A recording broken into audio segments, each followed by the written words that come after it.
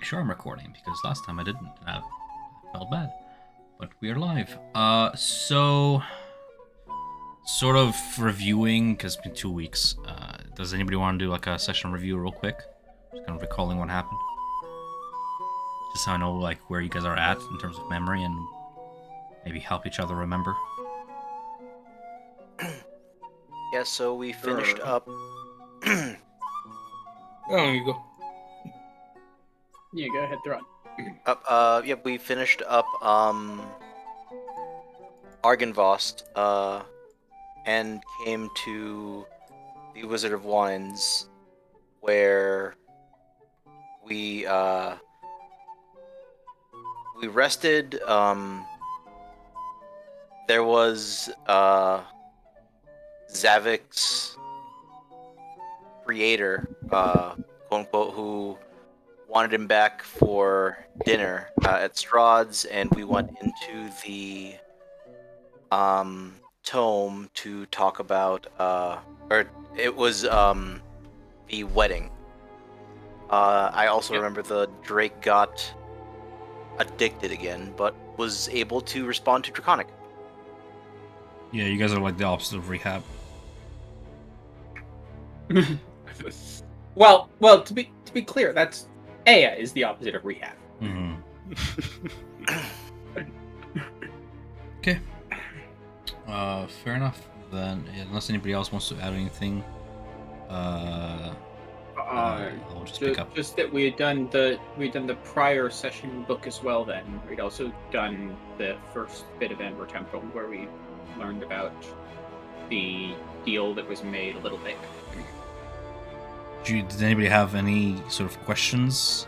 It did take us 2 sessions to go through our memory, but I didn't really stop and ask. So now is a chance to sort of reflect on what you witnessed, and if you have questions, I can answer them. Other than that, I'm going to just pick up from where we last left off.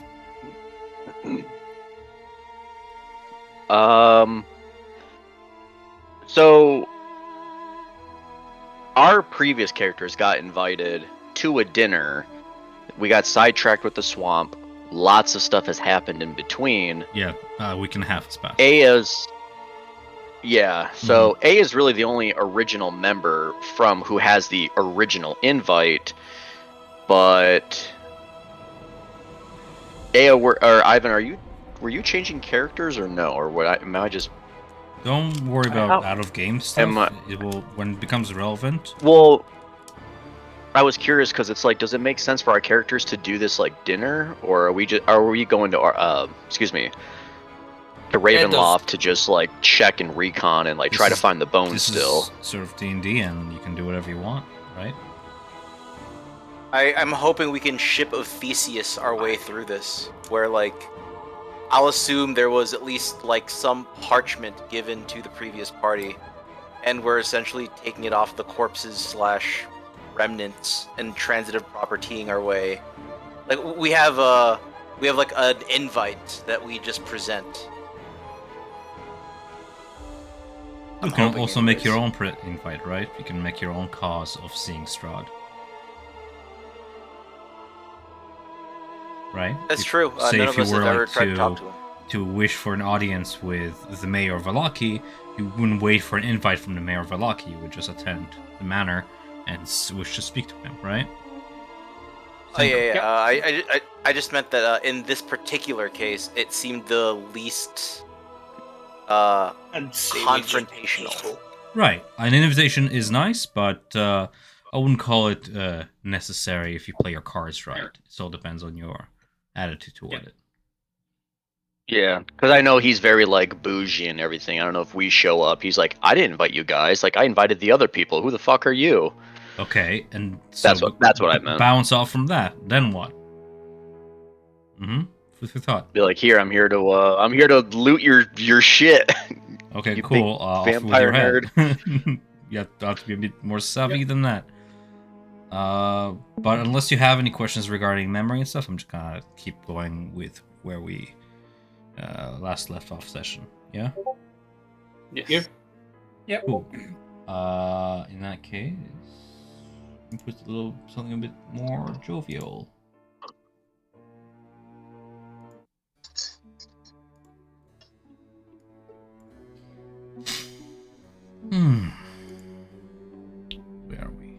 here.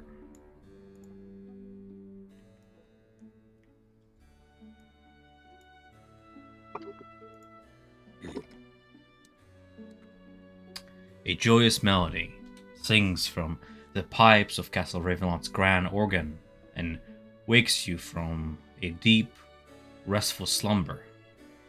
The jubilance of a verdant spring afternoon energizes your skin. You see dozens of guests are gathered with wine in hand, conversing with people of a wide range of races, decorated in spectacular tunics and dresses of fine silk. You look around and see you are in the churchyard of Ravenloft. All throughout the garden is verdant and decorated for the wedding. You may observe your environment, ask me any questions you might have, or otherwise proceed to converse amongst yourselves or with the people you see around you as you explore this memory you find yourself in.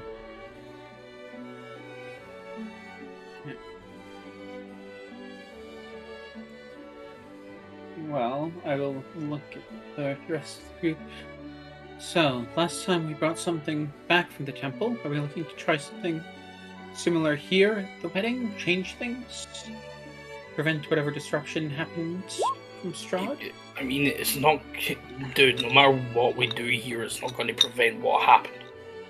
Oh, I know, but I suppose the other one is. If not, then we should What are you probably. going to do? enjoy You going to ourselves. scream I object? Oh, I was thinking more along the lines of making sure it goes smoothly. But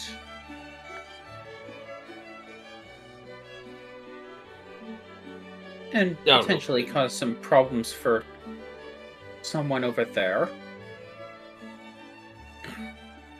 And you can clearly see that I am eyeing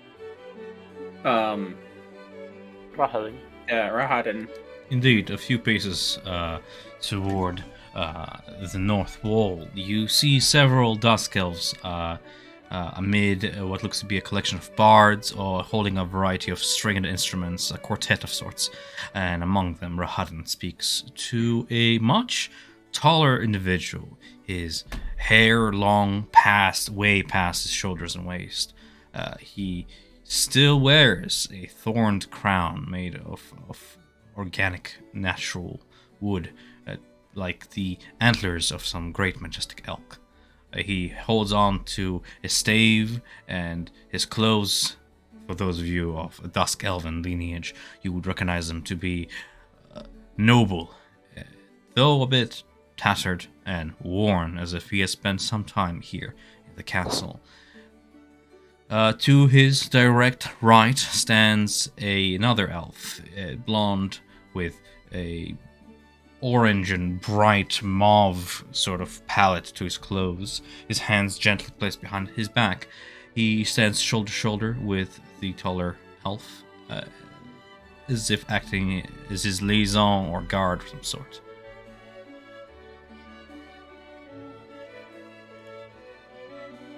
Casimir, you recognize this man as your father from a memory long ago. Piotr, King of Dusk Elves.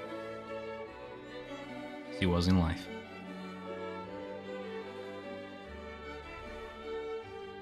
You also, those of you, the Dusk Elves, to his direct right, see the god. And go ahead and roll me an intelligence check, just to see it, as you're passively trying to recall the name, perhaps.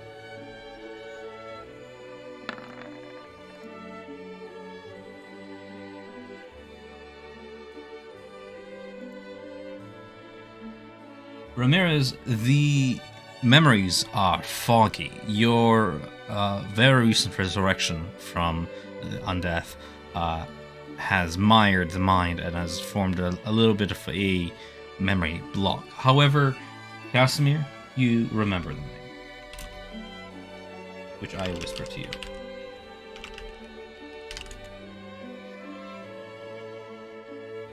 As you continue to look around, a lot of you, you see a dwarf dressed in this dark midnight blue, almost like a cloak, almost like a pirate's garb. He has bejeweled beard, this jewels just woven throughout threads in his beard, and his mustache is waxed to the sides, and he has almost like a man bun tied behind him. Standing near him is a madame in a white silk gown and a sun parcel over her shoulder as she enjoys the smell and redundant smell of roses and other flowers in the garden. Directly behind you, a couple of hounds smell the grass and try and sneak a bite out of the buffet table. Behind these two hounds stand three noble-looking humans. One of them, an elderly woman, seems to be in her 60s or perhaps 70s, though her back is straight and her face regal, bony cheeks accenting her framed face. There is another man in verdant clothes. He is standing a little bit shorter than her with this almost oily black hair and I want to say almost Snape-like features. And amid the two stands a blue-skinned tiefling with a book in her hand, and she seems to be examining the local flora and discussing a conversation that's just a bit out of earshot for now. More people gather as you, in the distance somewhere, hear the toll of a bell. These people, they all draw their attention toward a beautiful stained glass window depicting a white knight and a red-haired bride who seems almost alive in the sunshine. These gathered guests begin to slowly walk toward a single doorway leading into the castle, just beyond the Dusk Elves. Others linger about. You see the silhouettes of guards kind of patrolling up on the parapets above, amid unlit braziers, for it is day, and there's no need for the extra light. What do you do? I have map vision, please. Yeah, of course. Who's this? Who doesn't have map vision? I can only see my token. That is not right. That ain't right. Why can't you see? I just refreshed because everything was freezing. Oh, there we go. Mine was black for way too long. Map vision just came back. What about, like, you're standing here, right? And you don't have vision? Yeah. I'll try reloading. Dynamic one. Oh, daylight mode. There we go. It's not darkness. There you go. How about now? Hold on. I just reloaded. 1 sec. Yeah, you should. It's daylight. You should have like vision up the wazoo. So. We see everything. We just can't see through this wall. It's just, okay. Yep. I had nighttime on, and you don't have dark vision as a for bulk, so I don't know. Yeah. And I had no torches on this map because why torches in daylight? But no, you should be able to see now. Yeah. Looking at the building to your direct west, you would see the glass window depicting the White Knight and the familiar red-haired woman, the bride. Seems to have been like very recently commissioned. You don't even need like a check for that to tell that it's been recently placed there. But while you can see a little bit of a silhouette, you'll need like a perception check to kind of see from the bright outside to the slightly dimmer inside. But you can tell that to the north, people are slowly making their way past the door into the building, where the organ music and the violin music seems to kind of meld together.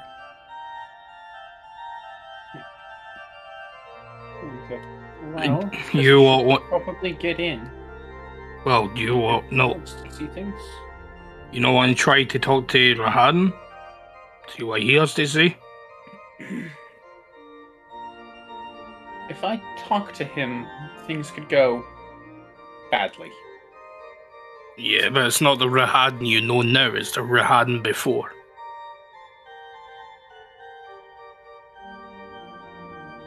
I don't know if... You see hesitation in Ramirez's eyes. Ramirez and Casimir, even at this distance, go ahead and roll me a wisdom check. A wisdom saving throw, rather. Saving throw. Please, thank you. 1 second. No. The memory isn't pure. It is still tainted by the present.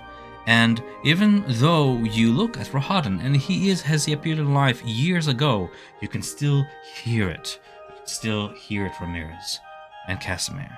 To you, Casimir, it is but a distant memory, but to you, Ramirez, it is as fresh as a recent wound.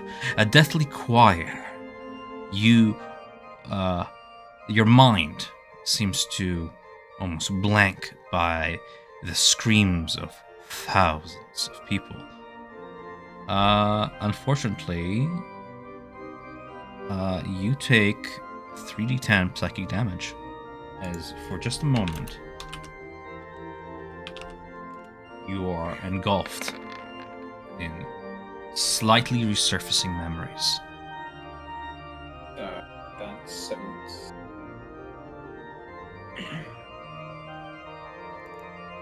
10 feet, but whatever.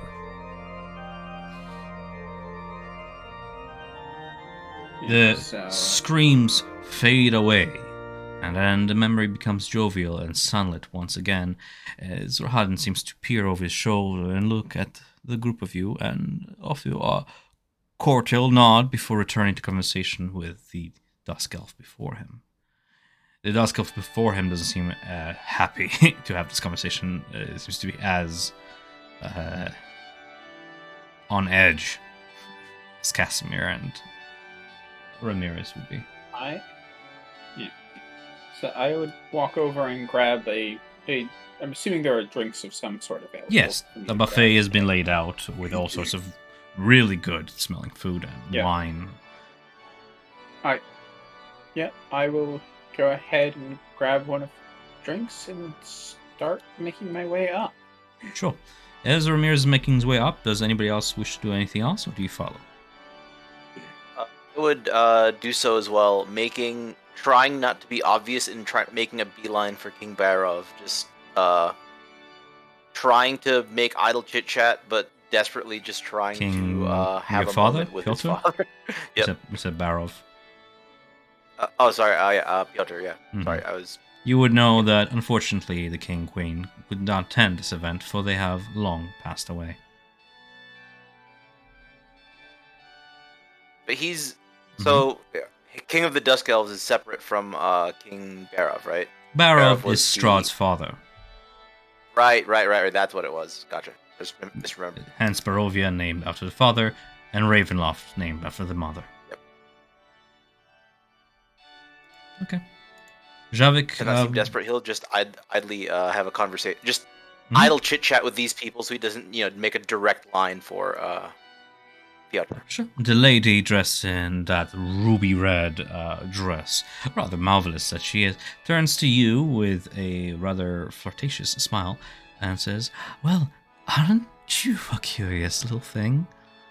I suppose we haven't met yet. I'm sorry, you don't seem to be off the court. I'm Lady Marilyn Krieg, and this is my husband, Mahat Krieg. Who are you? And I suppose you've been invited by Tchania, is it? Perhaps a friend from the lower village?"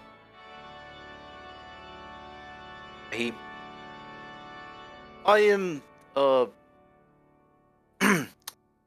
Milosh.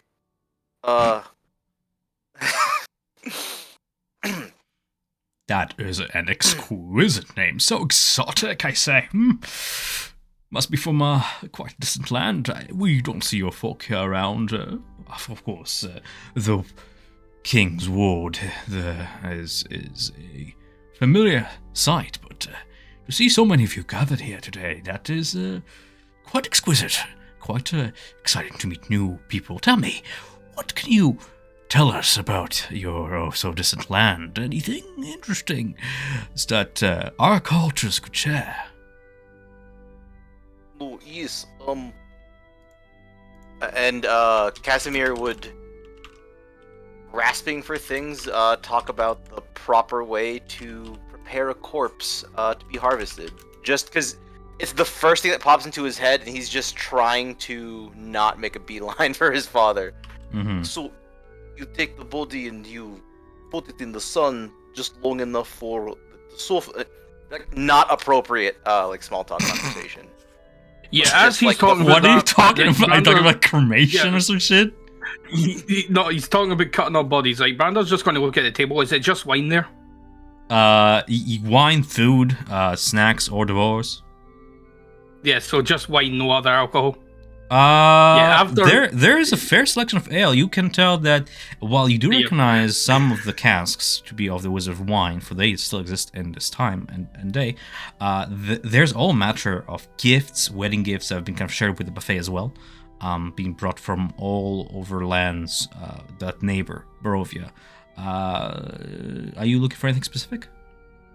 Yeah, just as he's sitting talking about corpses and that, Brando's just like, oh, fuck this, and just grabs the biggest tankard they can find and fills it with ale. It's Fuck this. It's exquisite, perhaps even reminding you of home. You see Mahad Krieg's face, pale and blank, as he loses color.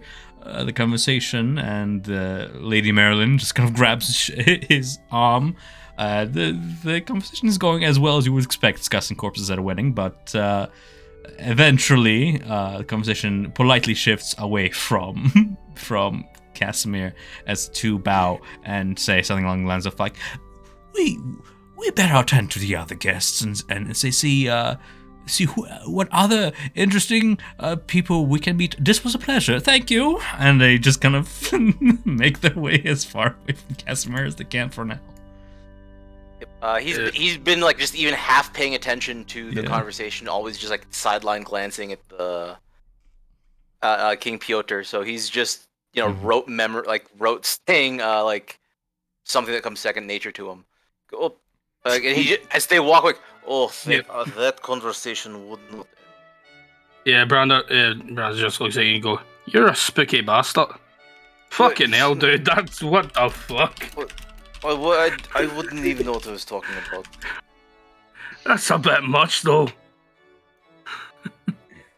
Yeah. Hell, you could have said that your weather was pish or something, I don't know. Kind of like, you kind of hear within earshot the two of them like, maybe just like a sort of thing that people do and talk about. Maybe it's, culture shock about, maybe they're not as grim about corpses and such. Like, they seem to be discussing how elves it's just a different culture, a different time, and they mustn't be so judgy, but not a conversation that they're keen to have, as the Lady Marilyn takes the wine glass and tries to wash down her disgust a little bit. As you approach the others, Rahadin, King Piotr, and the bards and such, you get the last of the conversation.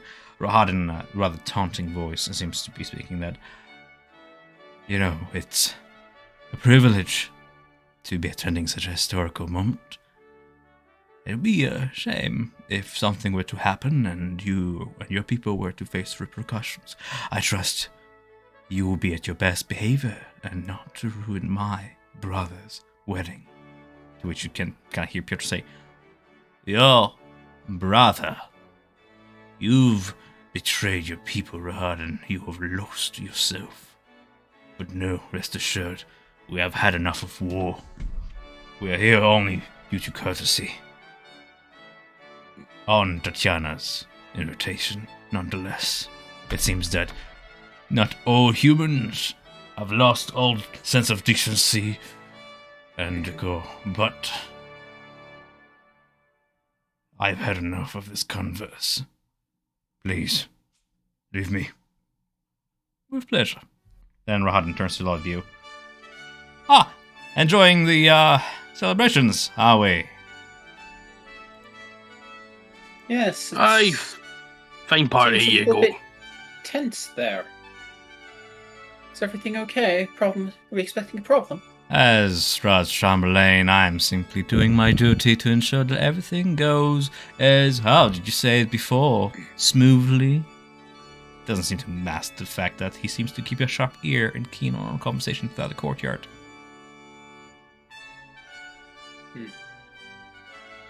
It is a big day, and I wouldn't hold you Yes, from all this enjoying is it. Was there anything that you Very required? strange. Hmm? All this is very strange. I'm not used to this environment. Oh, I'm sure you're Fortunately, not used to nice and actual pretty. proper decorum in the castles and houses of stone. But rest assured that after this is all over, you will return to your woods and bushes and underbrush to do whatever it is that my kin used to do. I don't know, smear mud on your skins and wash away all this cleanliness and what have you. Be one with No, nature and world or whatever else. I'm sorry. I don't mean to be rude. I just couldn't help myself. I simply can't stand the likes of you around here tainting my gardens. Seems like leaning in close as he says that. Oh, I'm terribly sorry about that. The gardens are interesting, but Was there something you needed? uh, He seems to return to his his smile, and rolls his shoulders back, looking about. Always keeping an eye out on the patrolling guard, No. on the Dusk Elves about and stuff. no, don't think so.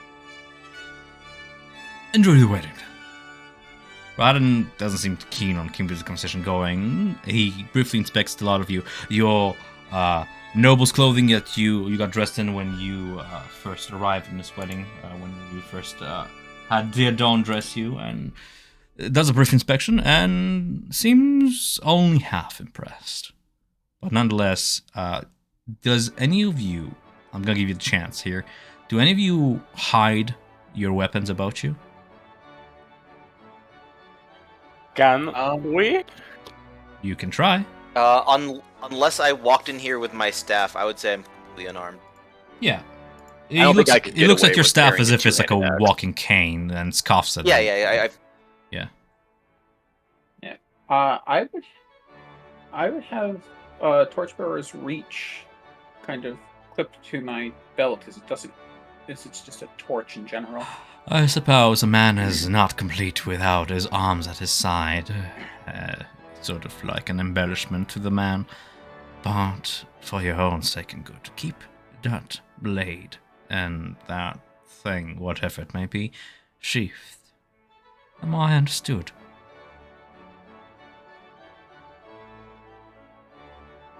Roger. Right. I would. Yeah, I would do it. I'd like to spill my drink on Rahadin and try and take his pocket. Okay. As he's doing this, to assist, as soon as the spill happens, I make every time Ramirez does this, I figured we've done something several times. I would immediately start patting Rahadin down and cast prestidigitation on him, straight and bishop. Excuse my friend. So this is I'll much need to drink, 3 I rules. apologize. From Ramirez, Perfect. I'll need a deception roll, and I'll need a sleight of hand roll. From Casimir, go on. With what you were saying. Yep. So as Ramirez spills the drink on him, I pat him, cast prestidigitation, straighten his shirt, and profusely apologize. I'm so That sorry. is This absolutely atrocious. you embarrass me. You're my worst creation. Oh, So what are you casting prestidigitation for? I'm still doing it on Rahadin to at least undo the wetness on him, so he's Okay, just so momentarily inconvenient. in one smooth motion, you lean in and spill your drink, and without a hand, you reach into the pocket. As you do, Rodden steps back and with a sneer and grabs Ramirez by his cloak and almost like a dance, almost like a waltz of death, he pulls you into this corner. All the while, Prestidigitation is cleaning off the wine, but he doesn't seem to pay heed to the spell. In fact, seems to almost like mute the words spoken by Casimir as he just glares into Ramirez and just pressing you against the wall. He goes, "What? A step? You almost stained my perfect garments. Now, let me be clear. At this point, you reach into his pocket, and he's gonna go ahead and rule. As he's speaking to you, he's gonna roll a perception against your 21. I'm guessing. Okay, you're rather confident that he doesn't note, as he seems to just hiss hateful words into with hot breath into your face. You go ahead and reach into his pocket, and you feel. Let me just check what he has on him. At this point.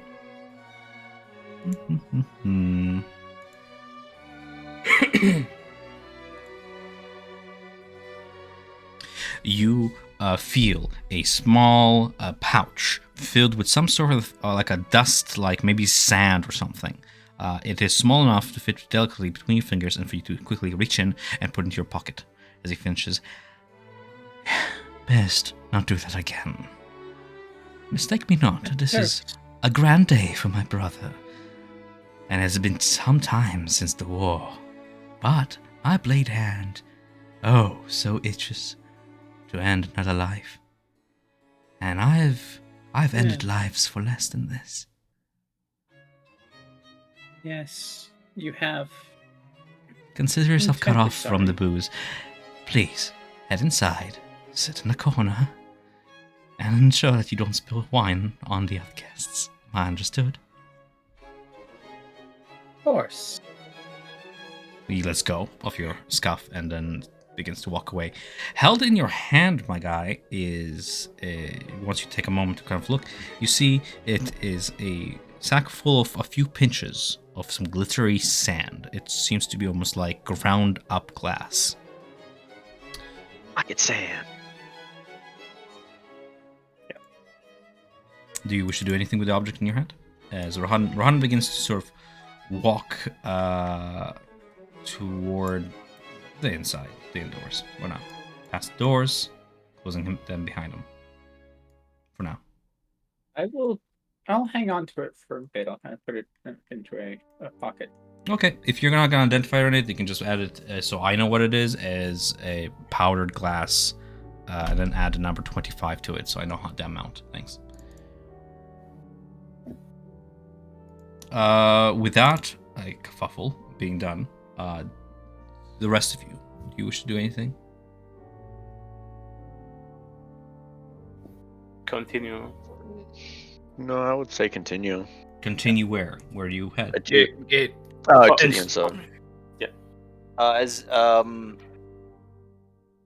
before everyone enters, Casimir, we don't have to RP it. Casimir would just take time to just actual small talk with his father, not talk about corpses and anything. Just We can take a little bit of just time. ask He him how turns he- to you and says, in Elvish, that you recognize something akin to Hailkin, and gives you a knowing nod.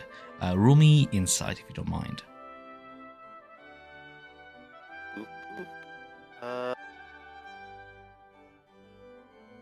Massive 0. Don't know what's rolling advantage. Okay. You can tell that while he is speaking to you, his eyes shift to the two guards beside him, and then toward the dagger at your waist, and then turning to face the last vision of Rahadin as just before he closes the doors to the west. You get a sense like he wishes nothing more for that dagger to be plunged into Rahadin. But, Elven body language aside, he greets you friendly, and conversation, if you wish to engage in small talk, focuses toward the beauty of the garden and the window, and he shares how, from what he has gathered from rumors around the court, that it was Strahd himself who had this new window commissioned for his brother and Tatiana. But elves are keen, and they know the truth. And the truth that, well, he didn't. In fact, Strahd did not even allow the construction, but it was Lady Dorovna's idea, and it is interesting how the hierarchy of mankind is so flawed that it seldom works. And yet we lost the war. Isn't that a shame, kin? with just a bit more, with a different change of circumstance, I think we could have had them. We must look on. It will be a new dawn soon, just you say. Until then, we look toward the silver lining on the horizon with hope for a resurrection for our people and better times yet. This is but a moment of low in our history. Till then, let us take joy in this rather spectacularly light-hearted and joyful event. Everyone seems to be full of love and anticipation, so let us not be too dour and meld in. Meld in. Cool. He seems to say those two words again in Elvish. You have seldom idea why he does this. That is acting He weird. wants to. Yeah, he wants to push more, but he feels there's like a hidden message here, and he doesn't want to change things. So he's going to. He's just gonna give him a nod. Go over to Ramirez and say, "There is something off with computer. There is something afoot here. I would suggest if you do anything like that again, to do it a bit more successfully clandestine." Didn't notice me pocket from him. Besides, you know I don't do well around him. Well, shall we head on inside, or? No, Does we. Yes, the only question, Brander, I don't suppose you know where the bones would be. I'm sure they're not. We can't get to them now, but we can potentially get close. Or we can't retrieve them now, but get close at least, maybe. May I remind you the Brother rules of the tome that you're all aware of, that you may walk in the memories where Strahd has been and remembered. It is quite unlikely that on this day of his wedding, he would be revisiting the place where he has hidden the bones. Yeah. Mm-hmm. It is something that would Is be that- better done in present time. Yeah. So it's probably not going to be something we'll see here. Well then. Is there a Head on in place and- where it looks like we could be away from prying eyes for like away from like most of the prying eyes from the party? Like Give me an back investigation corner check behind, as you like, a kind of wall or scan the gardens and such. You're scanning the parapets above. You can see that there are guards about and such. something.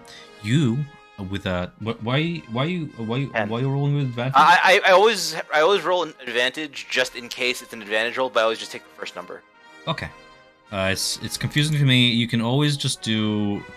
Okay, it's fine. Don't worry about it. With a 10, you look about and you can see that most of the guards are facing from the parapets, which are located here and here. They're facing the inside of the courtyard, but there's a passage over yonder that leads to a rather desolate section of the castle where guests are not to be found. It is rather drafty and windy coming from there, and sends the bushes on a rustle. And there, because the buffet and the food is here, most people tend to stick there.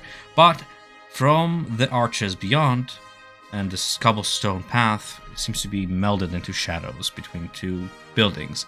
And if there ever was a place to speak without prying eyes, that would probably be it.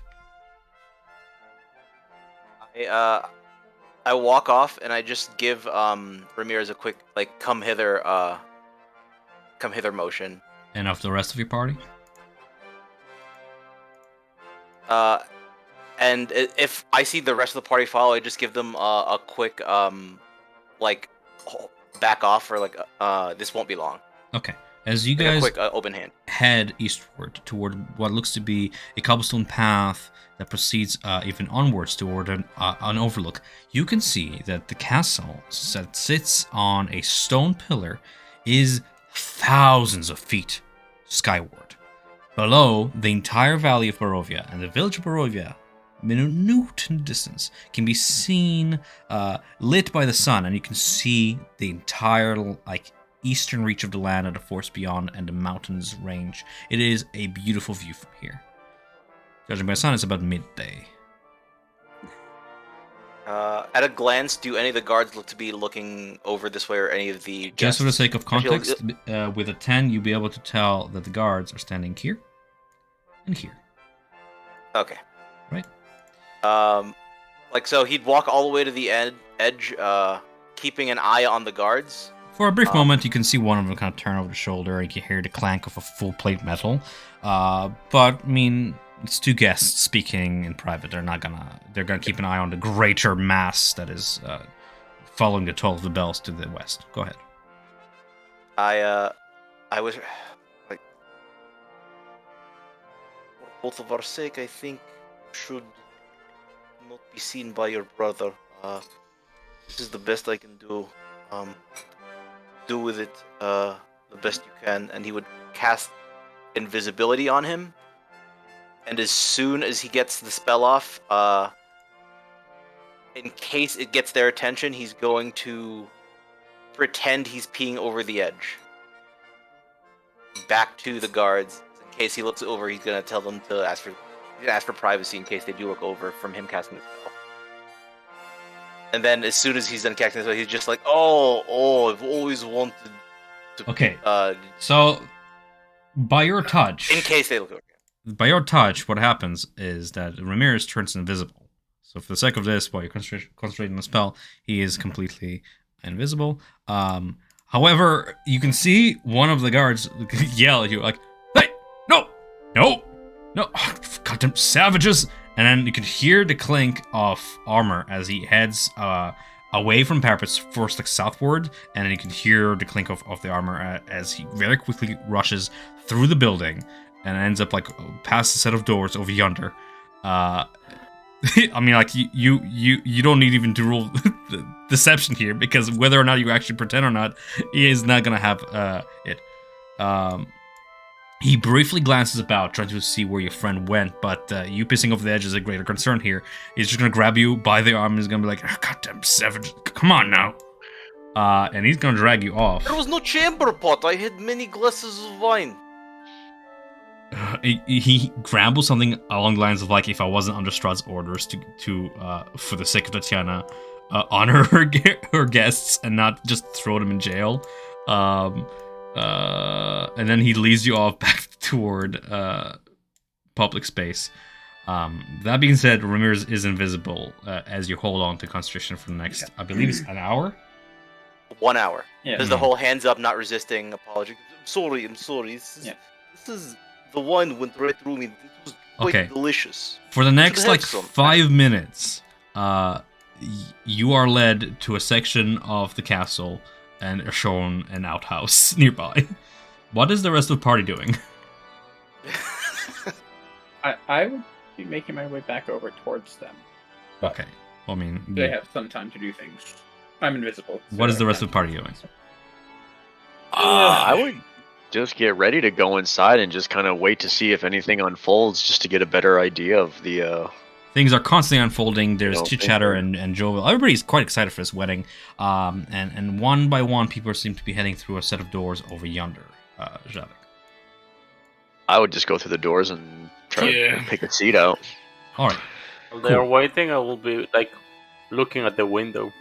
That You see if Brandon would recognize follow. the people in the window to be Sergey and Tatiana. Sergey is dressed in these almost the way the armor is formed on the glass looks like mother of pearl kind of pattern of white and opal colors, and Irina's hair is almost ruby-like in the sunshine.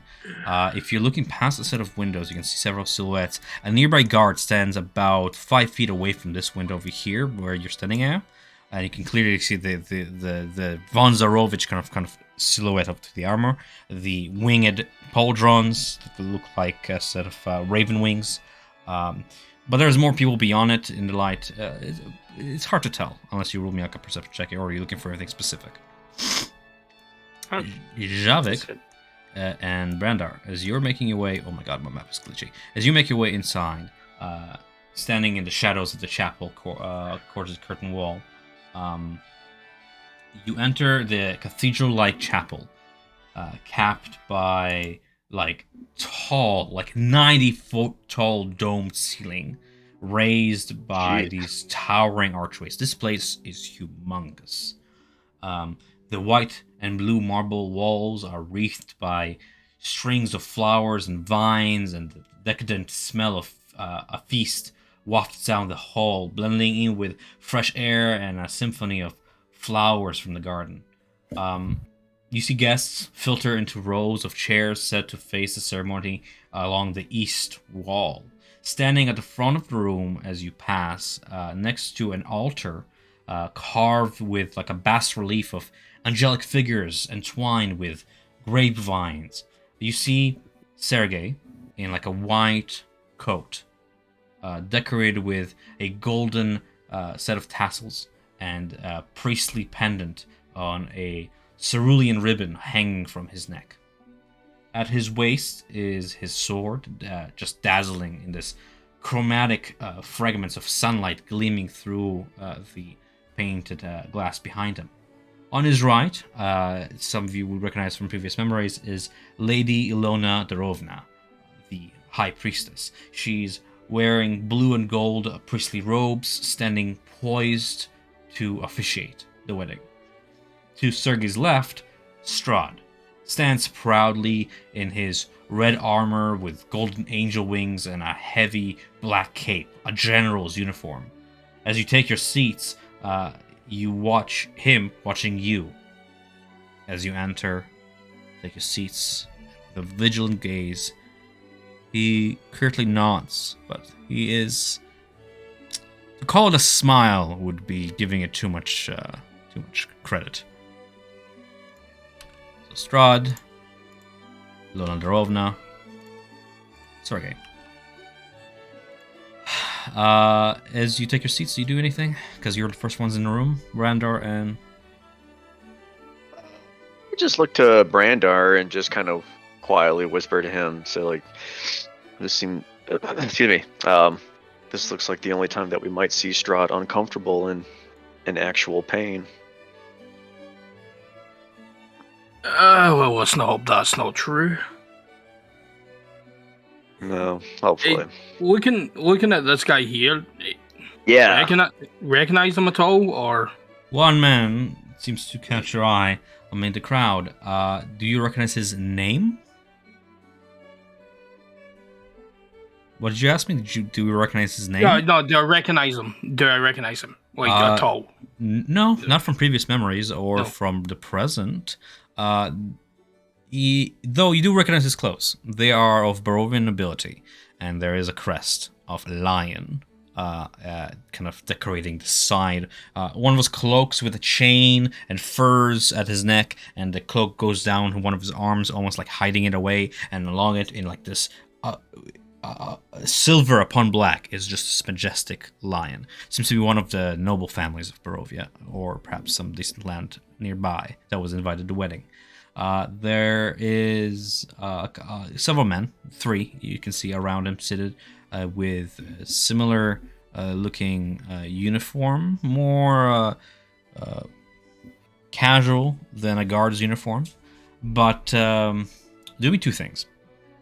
One is an insight check, Brandar, and sure. Let's do history. Looks Vistani. Do a history, and if you're wondering about Vistani, go ahead and roll me history as well, if you don't mind. Yeah, insight. I love it. History, you said? Yes. History? Yeah, just to see if you recognize the sigil. Fuck, no. Throughout the year you've spent in Barovia, you've seen the sigil before. Though you do not know the members of the family, you know that the sigil belongs to a royal line that exists to this day. The name is Delisnia. House Delisnia. As far as whether or not they are of Vistani descent, you're not sure. It is possible. He has like a constant kind of smirk, but you're not sure if it's just because of the wedding and his surroundings, or is it because of that Vistani ever jovial spirit, or that almost Romanian nose he has. It's a possibility, perhaps something you can ask him directly, but you won't be able to tell right away. That's that with those low insight checks. Eventually, you hear the doors open once again, and Aya comes through, and as well as Casimir, escorted by a guard who gently pushes you in and is like, "I hope we understood. No pissing on castle grounds." So I fully apologize. Where in village there is usually just wide. I apologize. I will.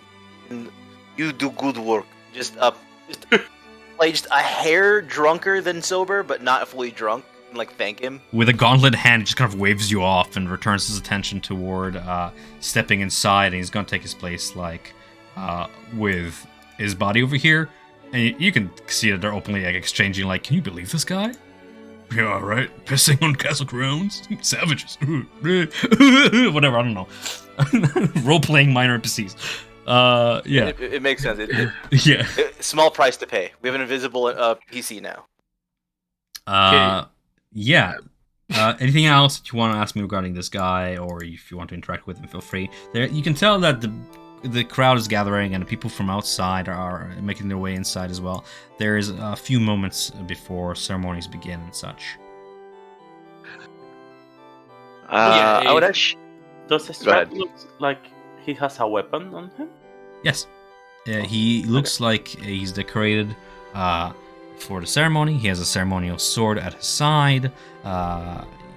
It's specifically, if I were to take a look, yeah, he has a sword.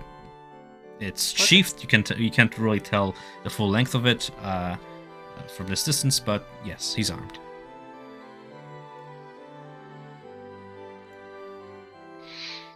Yeah, actually, yeah, I've just thought of something. Brandon's just going to maybe just be a little selfish for a minute. Is there any servants about? There is, and in fact, one of them seems to be coming from these doors over yonder.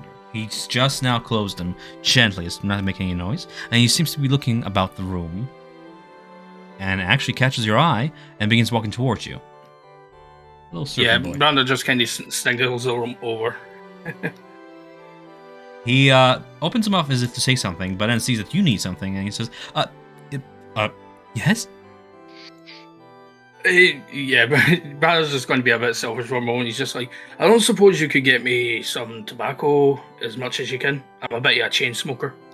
I suppose if you are sitting in the back, it wouldn't be too much of a I won't problem. smoke during Sir, the this guy is ceremony, young. Is a young boy, like maybe like 13, 14. I can see what I can fetch, sir.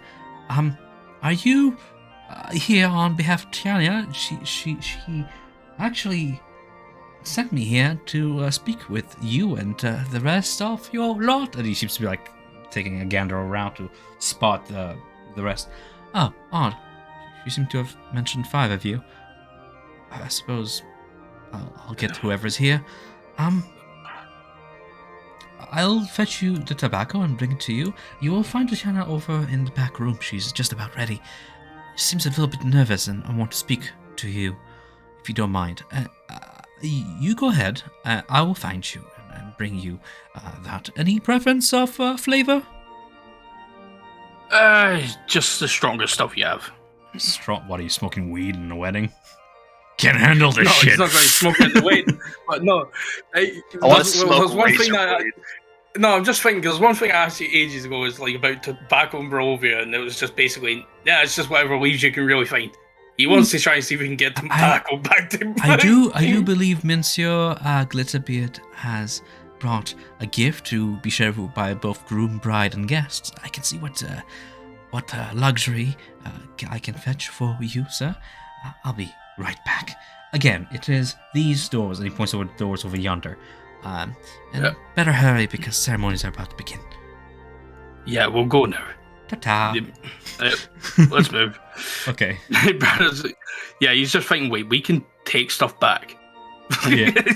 he's Hey, not yo, free had shit, tobacco yeah. over. Yeah, he's not had tobacco in like 2 years nearly. He's like, I need some. Right. But yeah, The he's young coming. man seemed to He have pointed just- at Aya, Brandar, Casimir, and Javik to essentially take the back doors and speak to Tiana, should you wish. You also have the option of Yeah. like looking around the room. If you have any questions, ask me. I was looking around the room, and I do see that there's the Durst family right there. I just noticed that. Yeah, a little fun fact, a little out of character knowledge. Just so here. Yeah. Yeah. Aya is like, fuck it. Oh God! Please be that big. You can tell that Uh, that invited to this wedding is a eclectic mixture of both high houses, the Dursts including, Durst's house, the Lysnia, other houses, the elves on request of Tatiana for the sake of inclusion, as well as several peasant-looking people, like the likes of you, really. A random mishmash of both noble kind and commoners. Brand's just like, well, I'm going to go talk to her if he's joining me. Come on. Is it the Morning Lord?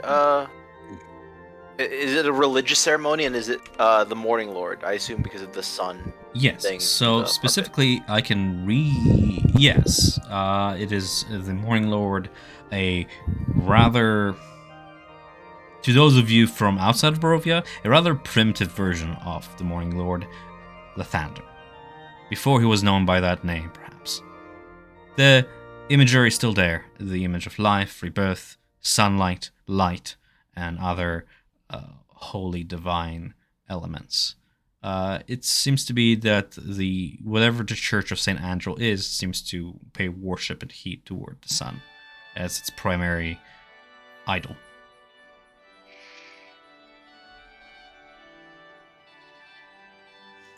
Yep.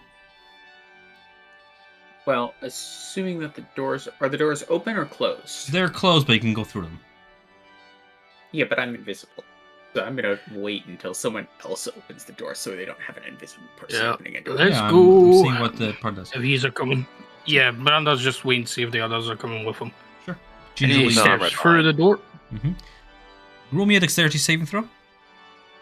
You hear a click of a trap, and just the entire place blows up. Just kidding. You step through a door, and you see it's some sort of a hallway. Multiple knightly figures adorn both sides, and there's torches. There's a guard to the very, very end of the hallway where the castle continues on. Again, this place is humongous, and there's a lot more to it. You get a sense of it. You see Tatiana standing nearby, her ruby crimson-like hair falling off her shoulders. She has a bridal veil in front of her face, and she looks marvelous, absolutely glowing. But there's worry upon her face. Nonetheless, she smiles when you enter. Ah, friends, you made it good. God, I'm nervous. God, I love Sergei, but I just don't feel like I have anything to offer him, you know? I was hoping for your advice on this day.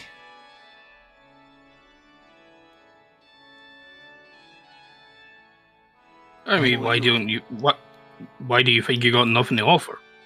I mean, look at him. He is everything any woman would ever dream of. He is handsome, talented, of a royal line. Who am I to compare? I come from common blood. My father was a farmer. Why? Oh, of all those women he could have he chose you. I suppose love is blind and all that. I've never seen the castle so busy. It's quite intimidating, actually. It's you can tell that she's shifting in her place. Of course, a girl on her wedding day is always nervous, but she looks like she could use a little bit of your comfort. If you are wondering what you can offer your word that you will always support him and stand by Of course, him. I love him more than life. That will be more than enough, I reckon. This place is so big, I don't know if I'll get used to it. I've been living in the castle, but still entirely out of place here. There's something else, too. I'll have to. Yeah. Oh, There's something else, Maybe- too. Mhm. Elder, which you can tell by the way she pronounces it and looks past the doors. She refers to Strahd with those words.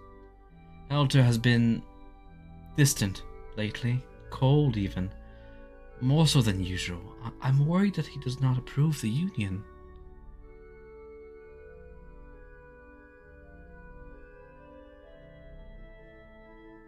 I wish for nothing no more than more. his blessing. And I wish for all to go well today. It is part of the reason why I invited you. I'm not one to wish for perfection on a wedding day, but I hope that I can count on you to make everything go alright.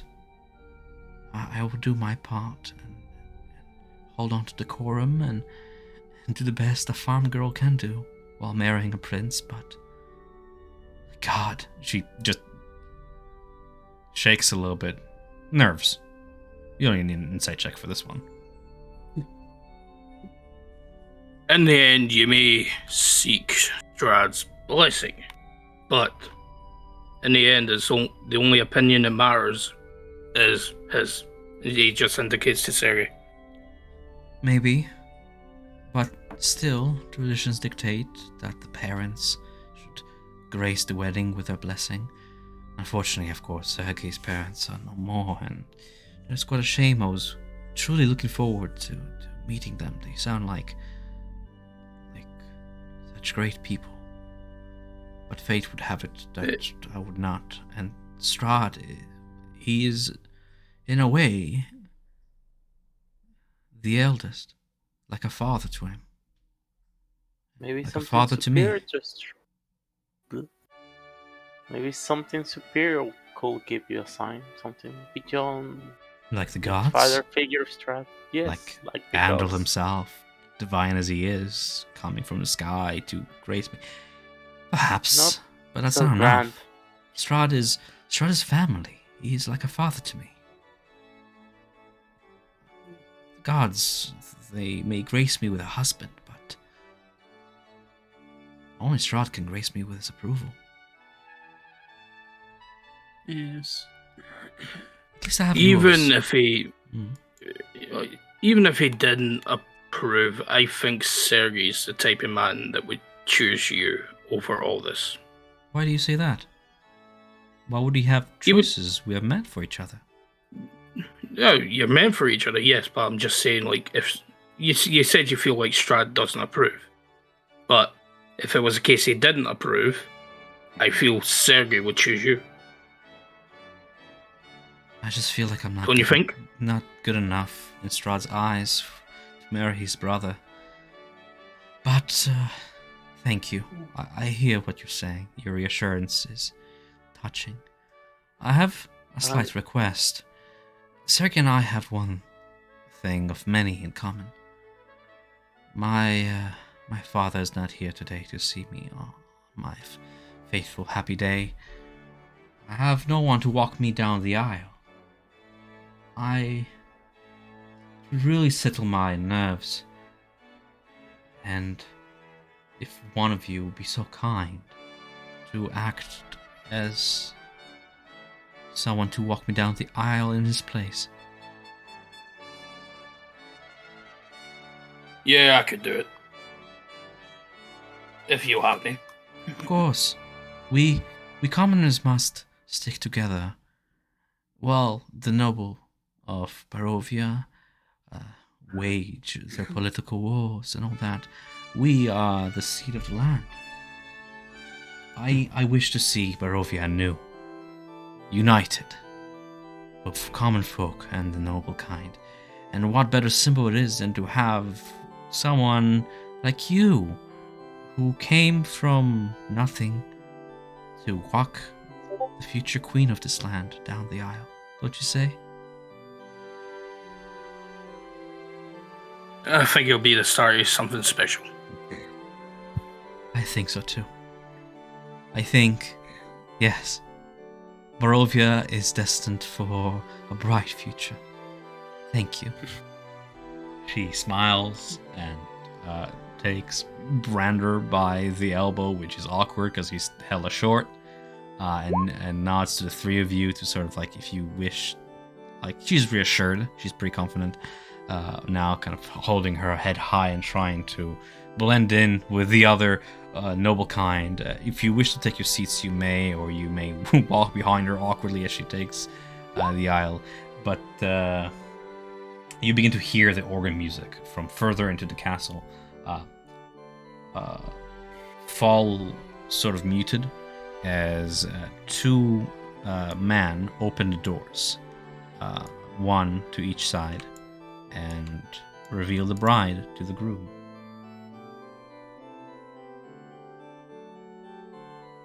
Is there anything you wish to do now in these final faithful seconds before ceremonies begin?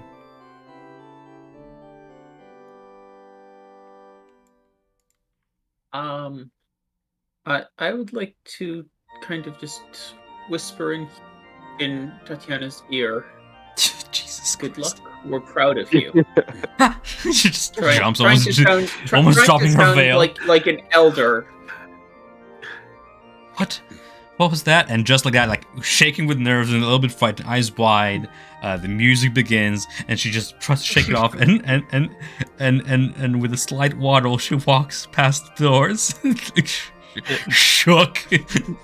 Brando just tries the camera and go, easy, lass. Come on, Head That's high. what I was- chin up. Just look at Sergey. And she does, and in him she finds her confidence again as she steps down the aisle on this momentous day. I guess two of you remain behind in the hallway. That's fine. If you kind of root, I'm waiting for her to. yeah. Yeah, to make my way. It's like you're her like she's bride's party, you know, the people prep. Yeah. As you squeeze past the two men and take your seats, Aya and Casimir, as you squeeze by the two men, roll me. This is perception. I suppose you're near enough to Ramirez. Perception. distracted by the beautiful wedding gown. Mm-hmm. You all are. You're in the moment. Nothing seems to go wrong. It's the fact that everybody's awed at the sight of the bride, and the air is bright. You see, as Tatiana enters the chapel, bashful but ever radiant, steadily she makes her way to the front of the room and takes her place by Sergei's side. Go make tokens big again. Ilona takes her place behind the podium to officiate the wedding, as Strahd and Rahatan take their places at the side, acting as a symmetrical sort of Barovian decorum. You see Tatiana join Sergei, Ilona, and Strahd next to the altar at the front of the room, and Lady Ilona begins the ceremony.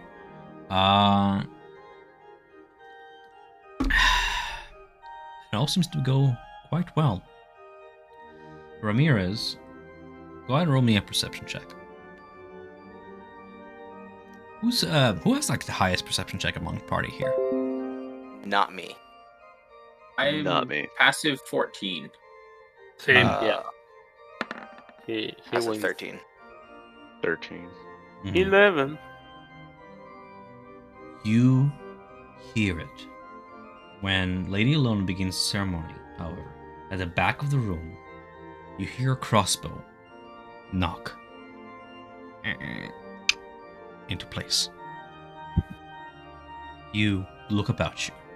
The two men to either side of your invisible body. There's something strange about the bulkiness of the uniform in this rather ceremonial wedding. They're wearing armor. not very traditional for Barovians to wear armor below the uniform.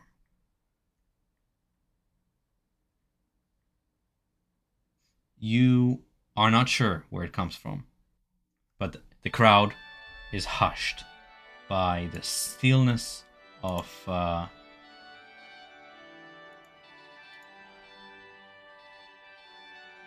just gonna turn off music.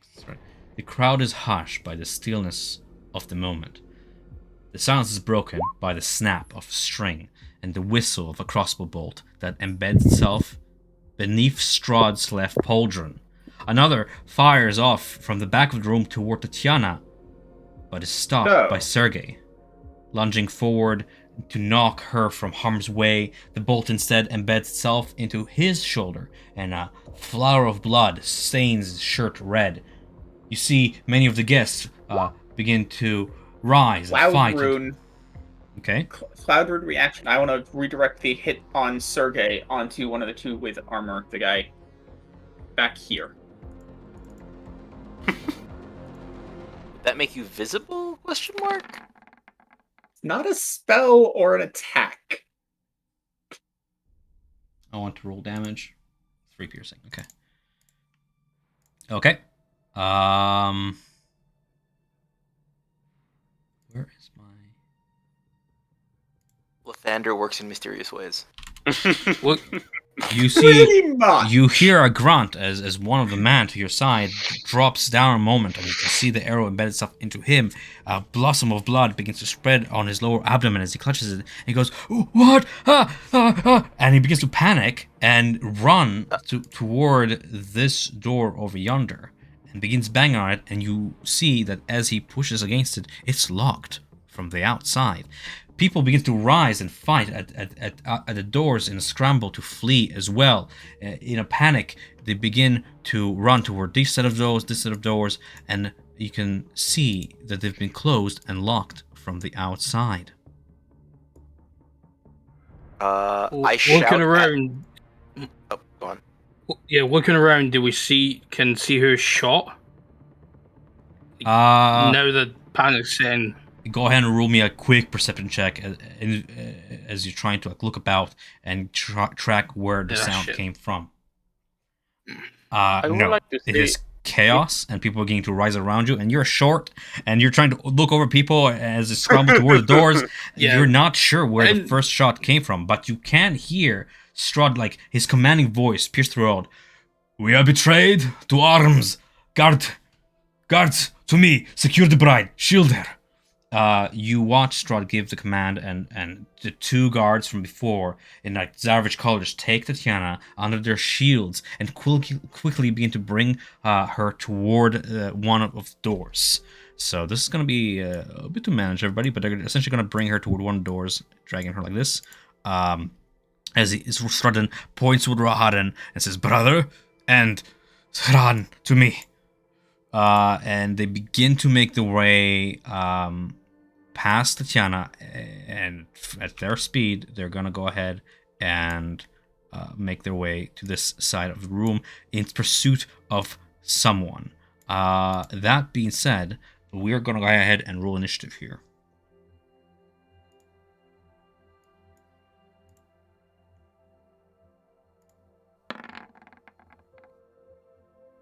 I mean, The one time I roll well. the food was good, but the entertainment could have been better. Never mind, everyone rolled well. Except you. As in like 400 pounds of armor at all times anyways. Yeah. Yeah. Ooh, crowded memory. That's fine. This one is on the map. This one is on here. This one is on here. This one is on here. Okay, I just saw what you sent, Trot. What? Trot sent a meme. It was fun. Okay. And descending order. Where the hell is Vault? Red Dusk. There it is. Found it. Okay, top of the order is Javik, as you see the crowd begin to run toward the doors and crowd, making it essentially difficult terrain as they're just clamoring against the doors. You look around and you see several others begin to draw blades, crossbows, and meld away their disguise. Several of the commoners that you saw before are Dusk Elves, armed and killing the crowd. Oh, What do you do?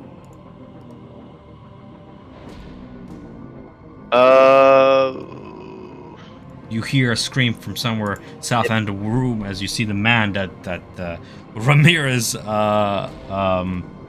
a bolt into run into the wall, bang against it, and you can see one of these now unmasked Dusk Elves draw a blade and begin to approach him.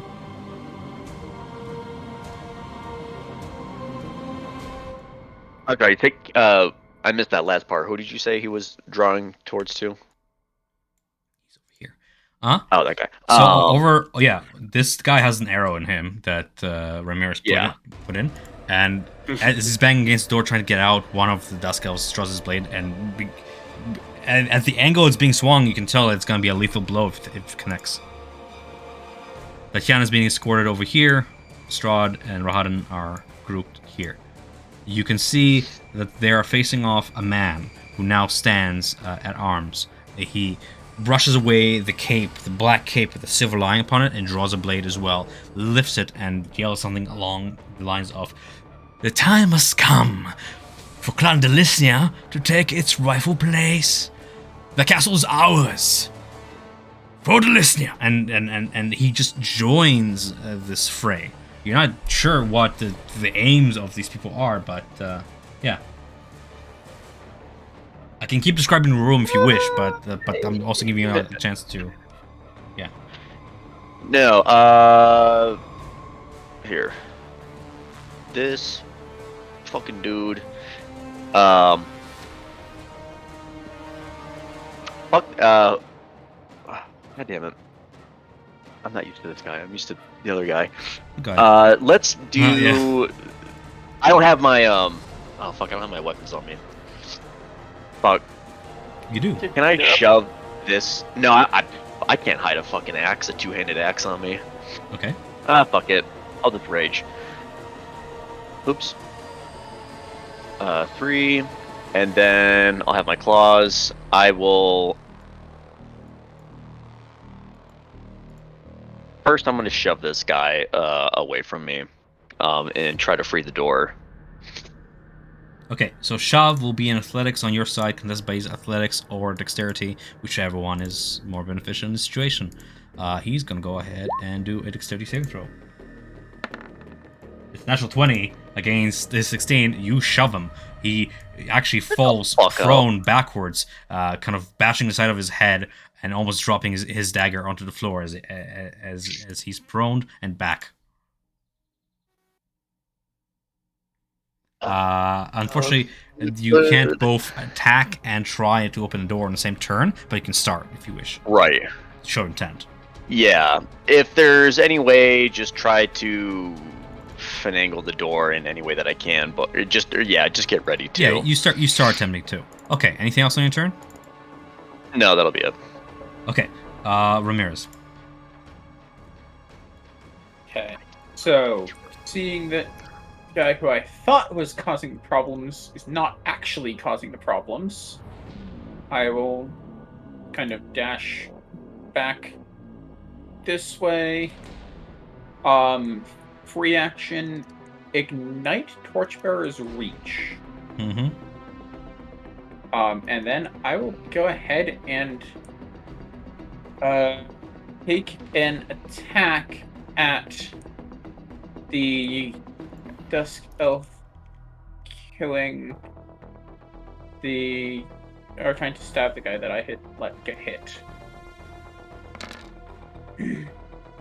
A 12 does not hit. He dexterously dodges aside. The whip just scathes the side of the wall and leaves a scorching mark against the brick. Actually, I was invisible, so that should probably have had advantage that I'm no longer invisible. Right? Go ahead and Or- roll again. 21 hits for that 7 total. 7 points of fire damage. And I'm now visible again. Mm-hmm.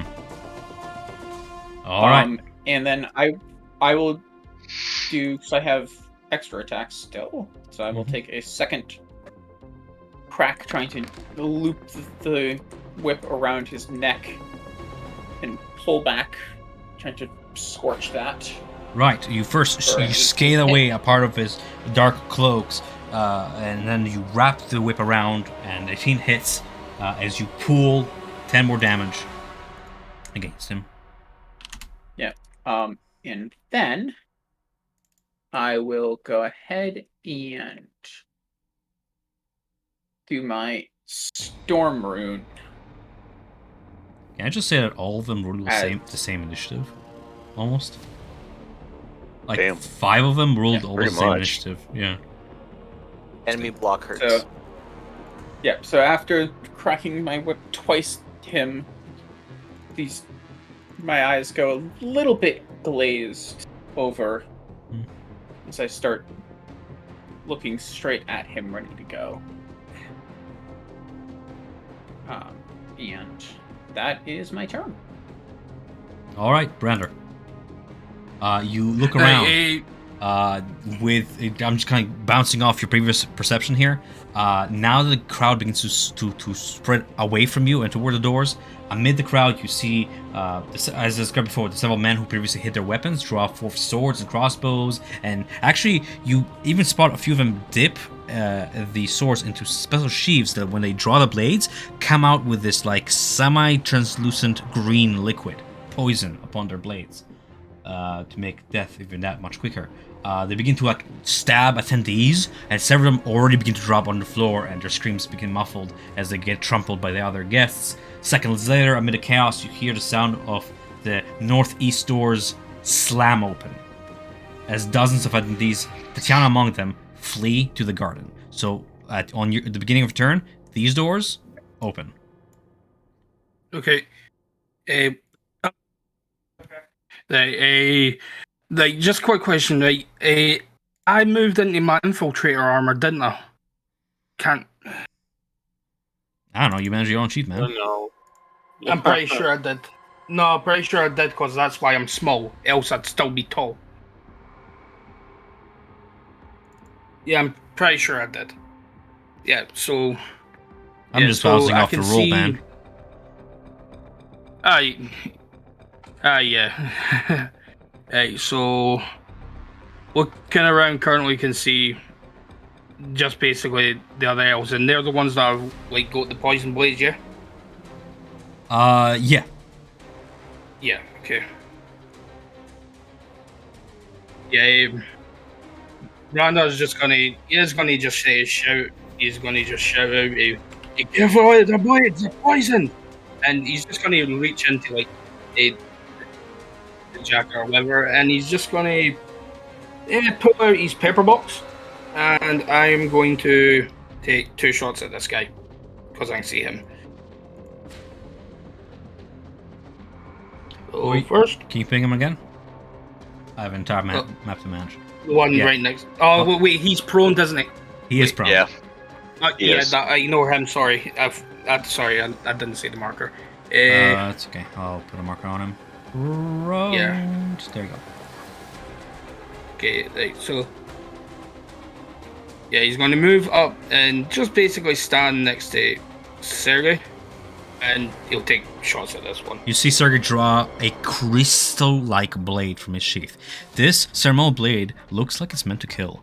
It's sharpened, and it's made from what looks like just chiseled off crystal and glass that catches the sunlight from outside and glimmers like a multicolored diamond. You go ahead and take your place next to him, and you shoot this guy, you said? Yeah, well, I'll keep that roll, and I'll shoot again for my second. Okay. You see the bullet graze his shoulder and then go through the glass behind him. The glass window shatters slightly. A 16, however, hits. What's the damage Okay. taken? It'll be 5. Okay. That was a bad roll. That's alright. I was on that 1 on damage. It's either a bad roll. You can see that they're wearing armor that, as an artifice, you can appreciate. It's meant for war. Old relics from a war of thought still kept on them, and here they are taking their revenge. Casimir, you find yourself in this room in this conflict. It's Which side do you take in this? You see the northeast doors slam open. Dozens of attendees begin to kind of go. Tatiana among them gets dragged past toward the doors.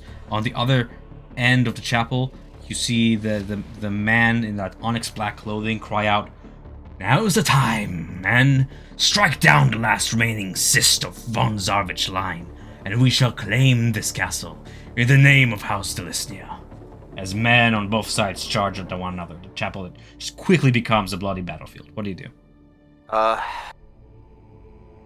Trying to best.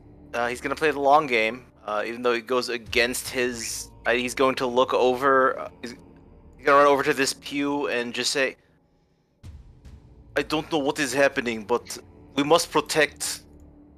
We must protect the bride." And he's going to cast haste on Sergei. So something surprising just happened. Sergei drew his blade and turned around to look at Casimir, and he was just about to swing around and decapitate you essentially with it. But then stops. Tap him with the staff. Yeah, you stop him in motion, and he cringes, expecting like some dark fucking magic to come out of his staff and just evaporate him. And he feels it, the aiding magic come through, and pure confusion washes over his face. But the motion, the lethal strike, stops. As he then turns the blade toward the rest of the assailants and toward his bride. Not enough time for nods of acknowledgement or anything, but whether that was a mistake or not, he's going to take advantage of that. Haste on Sergei. Okay, anything else on your turn? He'll just quickly. Yep. He just gets the couple words of it. You must protect Tatiana. Because she invited us to the wedding and doing his best to earn that invitation. And you don't have to tell him twice, it's his bride. Tatiana and the guards make their way past the doors, through difficult terrain, just past. Okay, so they're gonna end their turn like here. Okay. You see one of the guards stumble over a body, and those of you can look past the door. That boy, that servant that you sent for Babako, is lying there. His throat is slit open. The two guards continue to escort Tatiana past the doors, and one of them just kind of remains at the door, blade drawn, as the other guards continue dragging them. And you can hear from outside the, "Wait, my lady!" And then, like, the clash of blades. And I'm gonna do something here. I'm gonna actually roll. Is he initiative? He's 10. Roll initiative. He is 10. Okay. So he's not gonna strike. The guard will get to do that on his turn. Okay. In turn, Rahadan stays by Strahd's side and clashes blades with this man over here, the Delisnia boy. I'm gonna go ahead and make him roll for damage and such. Oh, they're one after the other. That's awesome. How thematic. Hits, misses. Doing math. Okay. Blades collide as Rahadan's scimitar, like the twin blades, come out from either side, and with a spin, he just parries the blade aside and slashes the Delisnia gentleman at the waist, drawing blood. In return, the Delisnia gentleman will go ahead and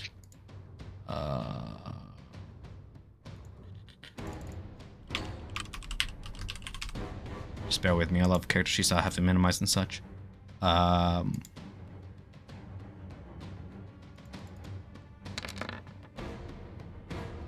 Okay. They exchange blows. With that being said, this is the assassin's turns, starting with the assassin lying prone by you. He's gonna go ahead and have movement to kind of do that half flip, you know, that you get back on your feet from your back. You have his movement to get up, and he's gonna go ahead and during the first turn, the assassin has mentioned tech rules. Okay, not very adventurous. Okay. Against you, Shavik, I have 23. Does 23 hit? Yep. 6 piercing damage, and then as you feel the blade pierce into you, go ahead and roll me a Constitution saving throw as you feel the of poison just pump into your veins. So you fail, you take an addition 26 poison damage for a total of 32. 29, because I have you're raging, yes. Rage. Yeah. No longer prone, locked blades with you. Can he bonus action anything? No. Okay. It's gonna be the end of this Dusk Elf's turn as he's gonna focus on you, thankfully drawing his attention away from the guests. This assassin over here is gonna go ahead and make one short sword attack against the dwarf with the glittering beard. That fucking hits and kills him. You see the dwarf just emit a very short as the dagger finds his back and he falls face first from the pews. The assassin's then going to take his second blade and leap onto the pews and run at full speed toward Strahd.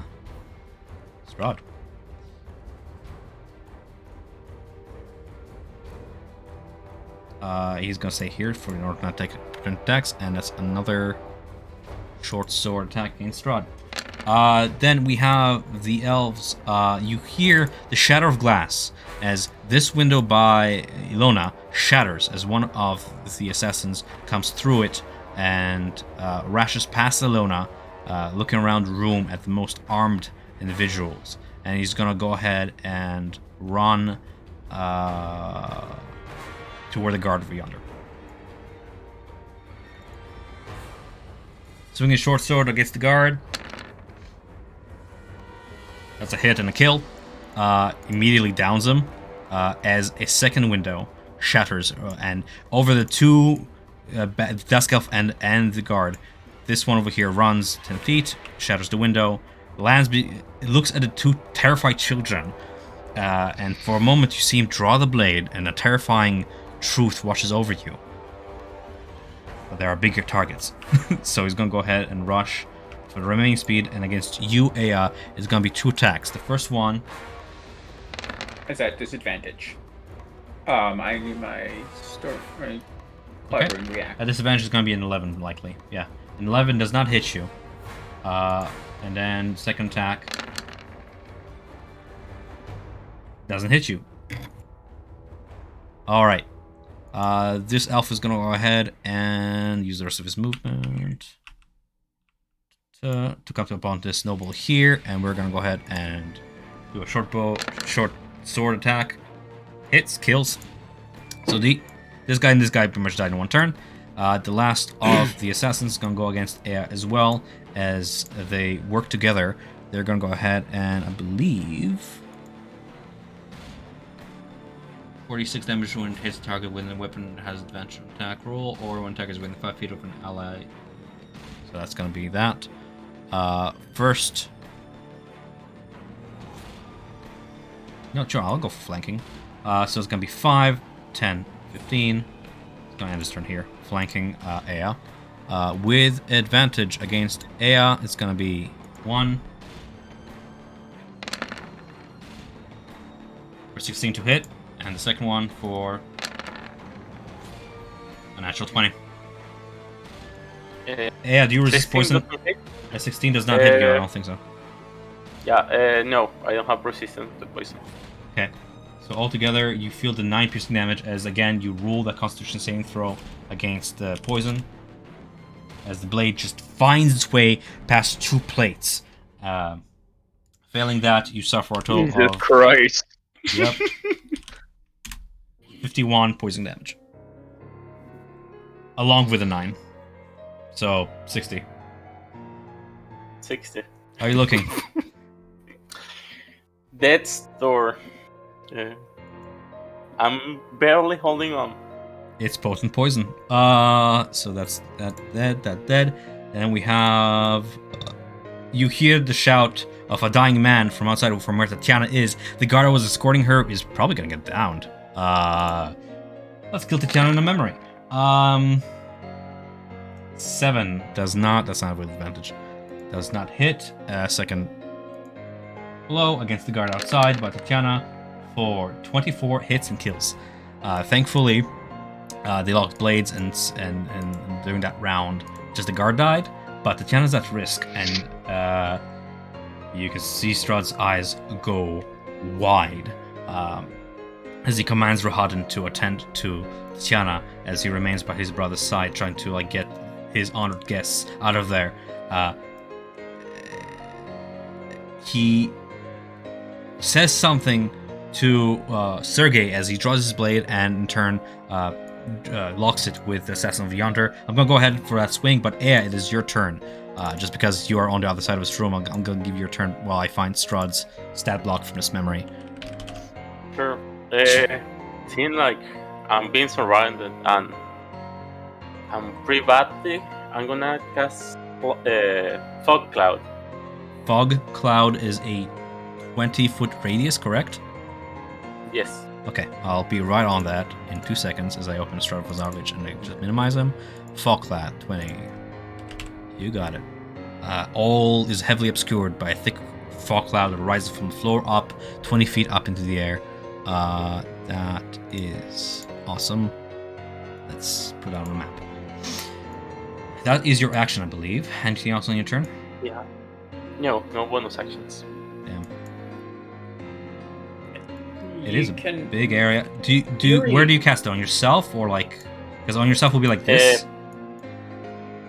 A little to the right. Like. It is centered on yourself or What? on point within range? I can choose the right. Yeah. Mm-hmm. Okay. You effectively trying to protect me and- obscure you and the guests and swallow everything in this thick mist.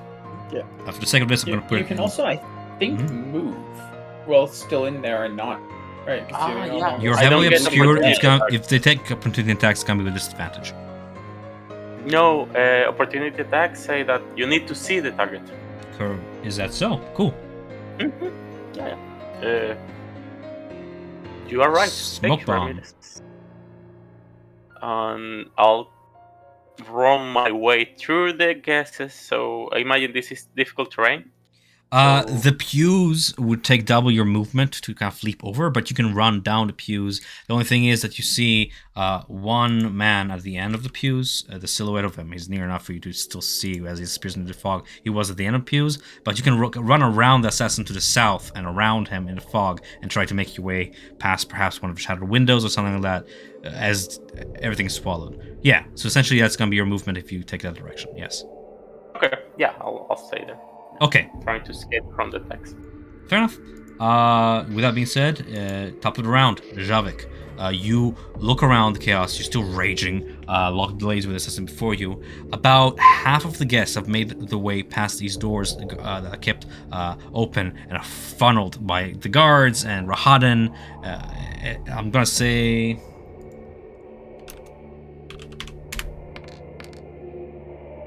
Yeah, that's about half the guests make it out. You see Ilona also run along them at her full speed to try and get them out and try and wound any minor lacerations from blades. But you can see that even the graze of a dagger by these elves just downs these commoners as they run, and quickly their heart stops and they collapse. That being said, what do you do? I'm gonna bonus action, hidden step, so I turn invisible. Oops. I'm then gonna. I'm gonna give Sergei a higher initiative because I missed him first round, but that's fine. Actually, you know what? I'm gonna keep him 8, but I'm gonna give him. I'm gonna give his attacks in retrospect. That's what I'll do. Sorry, go ahead. Just managing multiple NPCs. No, you know what?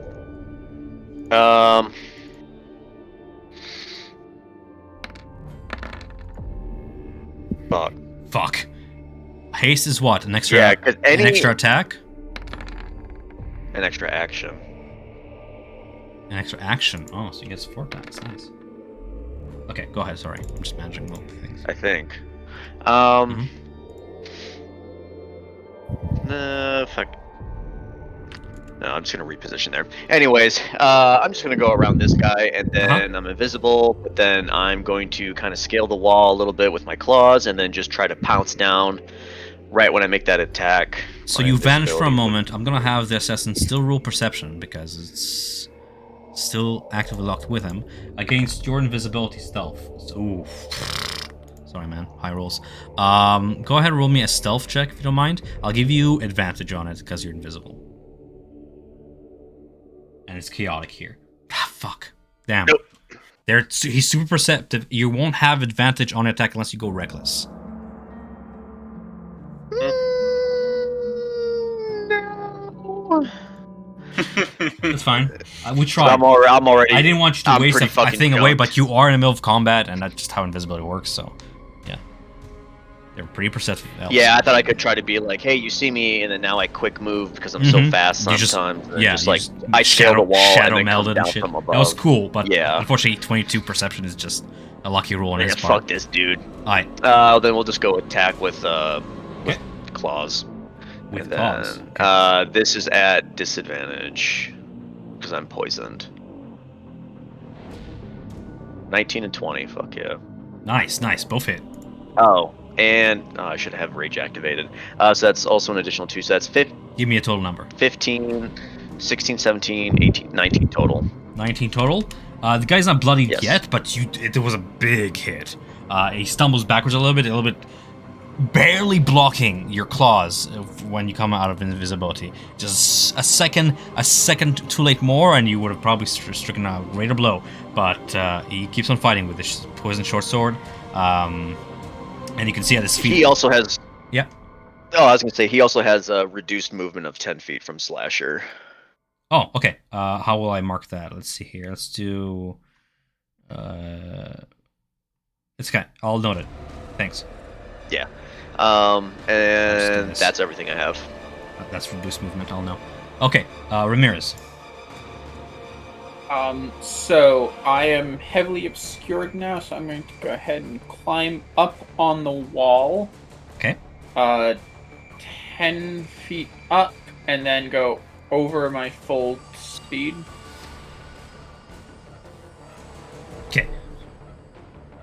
You just cast him, like, if you look over your shoulder, you would see Ramirez coming out of the fog, climbing the wall. Ramirez, just so you know, about 5 feet above you is a balcony. Just so you know. That little shadow on the floor you see, that's a balcony shadow. Oh, Yeah. correction then. I go up to the balcony, Okay. and then go across. I didn't Cool. realize there was a balcony. Cool. So you're effectively hidden from anyone below. And you have vintage of everybody below you. So that's about, because it's what, it was 10 feet up to the balcony. What's your full movement? How far up the balcony? What's your full movement? 35. 35? Unfortunately that was... No, you have 5 more feet of movement from where you're at. It would have been double movement to climb out on the balcony, but you still have 5 more feet of movement, because vertical climb and then across is just diagonal movement, and that's Pythagorean crime. You watch as out of the fog, coughing, the Durst family steps out, and they use the shadow window to escape. Yeah, so if I had a bit of extra movement, I would move a little Along bit with 2 further. The babies. Yes. Damn. Childhood friends or Oh, something. You didn't talk to them, so you wouldn't know. I don't know. Yeah. I hate that that's what I have Okay. to do. I will dash. How balcony ends here? Balcony ends where you're standing, yes. You're kind of standing on the ledge there, but you can climb walls Persian style, so... Yeah, so I'm going to go ahead and climb over to here. Okay. And then I will burn my action surge to do some more things, and I will throw 2 Eldritch Blasts. Thankfully, in the chaos, the shadow that passes over the assassin for a brief moment does not catch his eye as he's focusing on your ally there. He doesn't seem to pass him from both. So, that guy is the guy who that guy has a bloodied knife, and this guard is down, right? This guy, you recognize him as the guard. He just has his hood up now, and yes, he has his blades drawn. Yes. Okay. He's getting an Eldritch Blasts thrown at him. It's gonna be with disadvantage. Oh, and shame at that. So 16 just hits because you're at an angle and shooting through a doorway. So unfortunately, it's not disadvantage. Actually, it's natural 20 with hitting his AC that's increased, but natural 20 hits. The first one doesn't hit. The natural 20 hits. Does that make sense? So what I said? He has quarter cover because of the frame. So, question: if I had gone down on the wall, would that have cleared that? You're still shooting through. You're still shooting through a crowd. Okay. Yeah. Yeah. Okay. Cool. So. But the natural 20, natural 20 hit. Dueling So. style. Yeah. He takes all of 3 damage. Wow. Still. So this guy's prone and dead. You'll be shooting through this guy. Actually, this guy's dead. I'll just go X him out. And. I need to do anything else. Yeah, that's bonus action. No. I'm good. I don't need to do anything else. Okay, Brandor. Hey, Brandor's going to run and he's going to climb up onto this pew here. Mm-hmm. And he's I don't know. He's just going to try and see if he can piss them off a bit. And he's just going to shout, "Come at me, you pointy dear fucks!" And he just kind of the 2 Dusk Elf party members like what? Yeah, no, he's just trying to get their attention on them. He's trying to piss them off. Yeah, I would like to point out that I don't know what Ramirez's alignment is in all this, but Casimir, these are your people attacking Strahd. In a way, this is everything you dreamed of, but you do you. Brandor, go ahead. No, he's horrified. He's doing this for something else. Okay. He knows he can't change the past. Fair enough. For his view, am I able to see him? Yeah, absolutely. Just through a crowd, so you'll know that he has a little bit of a cover here. As you'll have to if you were to shoot your pistol, you'll have to aim through people running, and you might just hit them if you miss him. But yeah. Yeah, so I might hit people. I won't have my sword. You do have the Listi and Rahad fighting in front of you and stuff, and you have the 2 assassins. Yeah. I don't have my sword with me, so. You could just say fuck it. It is a dream. Don't you have your gauntlets? Kinda. No, I'm an infiltrator, so I don't have the gauntlets. Oh, nice. Okay, I got you. Okay. Well, what's gonna be then? Yeah. So I won't be. Oh, so I'm saying. Yeah, I won't be at disadvantage shooting this guy, so I'll just take 2 pop shots at him. Okay. That is back. Isn't range attacks when you're in melee with someone always disadvantage? But he's not melee with me. He's 10 feet away past the pew. But he has an enemy to him. He has an enemy adjacent to him, and that it's not melee. It's not range attacks against someone who's within 5 feet of you. It's range attacks that you make. I'm gonna look it up real quick. Okay. No, I don't think so. Yeah, I don't think so. I thought it was that way because essentially anyone within 5 feet messes up any ranged attack that you do. Don't let you aim properly. Just being aware of him. I am opening up the compendium right now and reading it. Just give me 2 seconds. Initiative reactions, next page, please. Compendium. I can understand why Strahd killed everyone after this. I mean, he killed me. At this point. You're still alive. You can make it. Yeah. Cast the spell. Come on now. It's like I need to go through. So it's PHP 195. Yeah, no, but I'm going through the computer. You make a range attacks only against targets within a specific range. If you have a range attack, such as one made with a spell, yada yada. Some range attacks, such as those with longbow or shortbow, have 2 ranges. There it is. Range attack in close combat. Aiming a range attack is more difficult when a foe is next to you. When you make a range attack with a weapon, a spell, or some other means, you have disadvantage on the attack roll if you are within 5 feet of a hostile creature you can see or who isn't incapacitated. That sucks, but it's true. Okay. Oh, but it's nice that you have to see them. So if you don't see them, Yeah. All right. I don't. That's where blind fighting comes in. yeah. I don't like that. Can Yeah, we but it just makes sense. like the guy's behind him? Makes He's sense. not facing him. But I know. them's the I- rules. Whatever. Okay. Let's say this. If we're doing this now, I'm gonna do the same with my enemies. I actually didn't know that was the rule. I thought it was just like if you're point blanking someone. But okay. I Okay. will say disadvantage, but it's your call, guys. Does that mean with spells as well? Yeah, range attack. Yes. Yeah. Sucks. Attacks, yeah. Okay. Yeah. All right. Noted. It You can still makes try the for ranged it. weapons. Brandor, still try for it. You know, Much it's you know, the dude looks like he's yeah, like but regally dressed and he has armor beneath his uniform and stuff. I moved like 15 feet there, so I've still got 15 feet of movement. Yeah. How many would it take 5 feet movement to get over the pew? No, just on 5. the other side? It's not difficult terrain. Just 5. Like leaping off. Okay, so 5. I've got another 50 movement, so yeah, you know what? Screw it. I'll have the opportunity attack on me.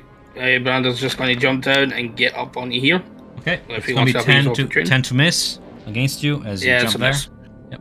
And you're taking an Yeah, opportunity attack and- for both of them, so it's do they have any reaction? Yeah, Save? yeah, both of them will have attack opportunities on me. You're brave. I'm just reading if they have any reactions and I should save, but ooh, 20 to hit. Okay, I'm naturally resistant to poison, no, Nice. and I have advantage on Constitution saving throws against poison. Go for it. So I'm just switching to advantage. Wolves. There we go. And Aya, you're holding So it's on half to and then frustration, just so you know. Cool. So that would be So 8. that would do. Yeah. 8 yeah. plus 8 piercing, 6 poison, 5. 5, 5. Yeah. 13. 13. Nice. Okay. Not too bad. Not too great. Just grazes you, but then, you know, Javik saves your skin by engaging him again. Go ahead and take the shot then. Yep. Yeah, just, you know, you're concentrating on spells, so I put a blue token on you. Yeah. Well, 25. It's just the first number, sorry. For sure. So the first, yeah, that's 13 damage on the first one, and second 20. Oh, I clicked the wrong one. Sorry. That's fine. There we go. 24 for 10, so 23 damage altogether. Ooh, he's bloodied, hell bloodied. Bloodied and staggered between you and Rahadan, taking 2 shots to the back. You can see him grit his teeth, and he begins to look around, and you recognize this maneuver. He's looking for an escape. And that'll be the end of my turn. Oh, actually, I was like, why this guy's so cool? So I'm just gonna reveal this. He's wearing almost nothing in terms of heavy armor. He's just all leather, but solid defense. So I'm like, why does he have so much armor with just leathers? That's cool. I like that. All right, cool. You begin to see him as he takes the 2 shots, clutching one of his wounds and holding the blade up. His other hand then moves from the bloody wound to the inside of his cloak, of his cape, and he's drawing something else. You're standing behind him, you can't tell, but you can see the movement. Anything else on your turn? Yeah, that's the end of my turn. Okay. Casimir. Okay. Casimir is going to move. This one's bloodied, right? Which one? This assassin's bloodied. The one in front of He Sergei? is not bloodied. he's wounded, but he's still fighting. He's locked blade against Sergei and Strahd, who are side by side fighting, brother with brother. I won't ruin a good moment then. Seeing this one, would you consider Rahadin an ally at this particular moment? Do I have an advantage on this guy? He's an enemy of an enemy. What does that make him an ally, right? He's hostile to this guy, so he's not your ally, but he's hostile to this guy. Yep. I don't know what you're trying to do, so I'm just answering questions. Well, no, I just wonder, would Rahadin be considered me getting advantage on? Because we're on opposite. I think you can say no. I think that's allies only, but I'll allow it. Okay, that's fine. That's fine. I'll allow it. Either way, he's gonna do the same thing. Rahadin doesn't seem to be hostile towards you at the moment. I'll allow it. Casimir will just shout, "You are gonna cause the doom of the Dusk Elves! Stop this now!" And he's going to cast Inflict Wounds at 4th level. You are not poisoned, my guy. If you look at attack, you only take damage, but you're not poisoned. I thought we do take. I mean, kudos to you for that, and I did fix the damage in retrospect, but no, you're not poisoned.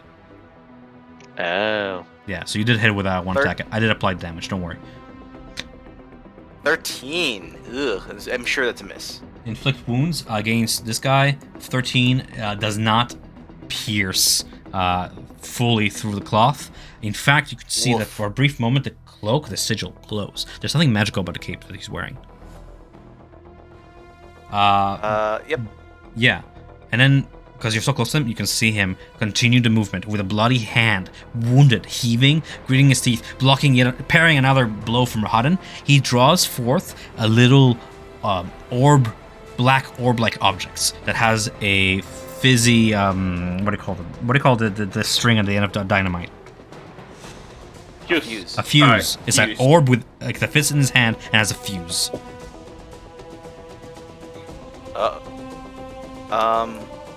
Yeah, that's what he does. And he'll shout it out to Rahadin. Okay. Rahadin takes note of that, and he moves in for a killing blow. You see Irina rush past the dead guard and past the assassin. The assassin is going to go ahead and attempt a grapple against Tatiana here. So that's going to be a special attack to hit or strength modifier. Strength modifier against Tatiana's dexterity. She has the same dexterity as him, so I'll go ahead and... nope. Okay, so Tatiana's grappled in place. And she begins to get dragged away from the chaos. And you see this, Casimir, through the doors toward Pyotr, your father. He gives a nod, and they begin to make their way southward at their respective speed, disappearing past the frame of the door, out of sight at this point. Meanwhile, this guard over here just bleeds out, and with a croaking death rattle, just dies. Rahadin moves in, and I'm pretty sure this guy's dead. Rahadin is going to go ahead with his 3 freaking scimitar attacks. Natural 20 for 31. Whoa. Cool. 18 hits as well, so that's 11 plus 13 plus 6. 11 plus 13 plus 6 for a total of... Cool. Yeah, no, thanks to your call there, Casimir, Rahadin just takes the entire hand off with one slash of his one scimitar. The hand flails in the air with the object still held in it, and then drops clambering to the floor some way northward. And then with a second strike, quickly spinning around with scimitar, just lunges forward, and you see Rahadin place one of his hand over the shoulder of Delisnia, and then sink the scimitar through the abdomen as they're in this kind of momentary embrace, and then he draws the blade back and pushes his body over the pew as it falls limp. His eyes are still open, but he breathes no more. He is dead. No, he's dying. Actually, he gets death saves. Okay, so he's 0 HP. Okay. The object is not lit, but it's rolling somewhere over here, the round object. With that being said, that is that. Listener immediately makes a death saving throw, which is just pure D20. Nice, okay. Alright. There's that. We have... Sorry, guys, I just have NPCs after NPCs in this. The assassin is going to continue walking Tatiana. You can see their silhouettes past the windows. I think you can actually see past the windows if you're on the inside. You can. So I have a question. What's up? Is Tatiana resisting? She's grappled. Of course, she's trying to resist, but she failed the saving throw against the grapple on her turn. Yes. Okay. She is resistant. She's in panic. She's scared. You can see fright on her face. Yeah. She's calling out to Sergey, and Sergey Okay. is just stuck in combat. I mean, the cast is still inside. Okay. Yeah. Yep. I missed then. I thought she was gonna get a chance here to resist as well, but She I didn't rolled like a realize 6. that. I rolled Yep. I rolled it. Alright, so we have starting with the assassins on the south end of the map here. They're in the blind.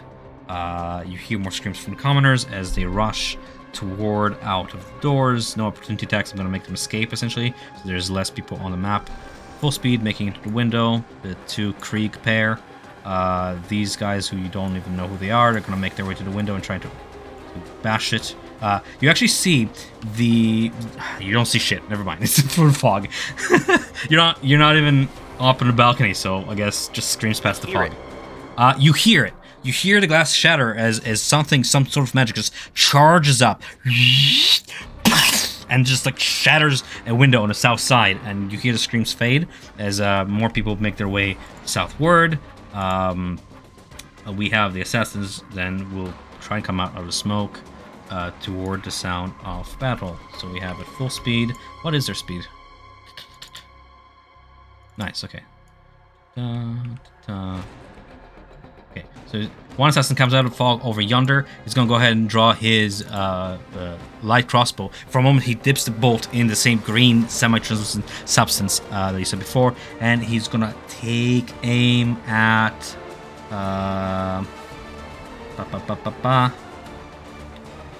Javik. Yeah, dude. 17 to hit. Yes. Yes. Sinks into your shoulder as you suffer the 4 piercing damage. Go ahead and roll me that Constitution saving throw and take the damage as appropriate there. Another assassin's gonna go ahead and run past the pews in the blind, stumbling, difficult terrain. He's gonna only make it up to here, actually. Damn. Yeah, to your some distance to your right, you see a silhouette rush by, not noticing you as you keep holding on to your spell. Then the last of the assassins in the fog is going to go ahead and maneuver themselves out of here. Ooh, no. He is going to go ahead and swing his short sword. One guess, one to another. Let's see if they make it. That's a... you hear screams as a man scream and a woman scream as the assassin engages guests on the southeast side. The sound of glass shouting as a body falls onto the church ground, and the woman screaming as she tries to maneuver over the window. And you can hear the sound of more people past the window calling out, "Come, take my hand!" Quickly. So guests are helping guests there. More death. Then we have the assassins over by you, Casimir. This one over yonder is going to go ahead and turn. Does haste do anything to AC? I think it gets a +2. +2? +2. Against Sergey, that's going to be a 12. Misses. You see Sergey just with a crystalline blade block one of the blades, and the assassin is going to turn upon you, Casimir, and with a short sword strike. He will be at disadvantage.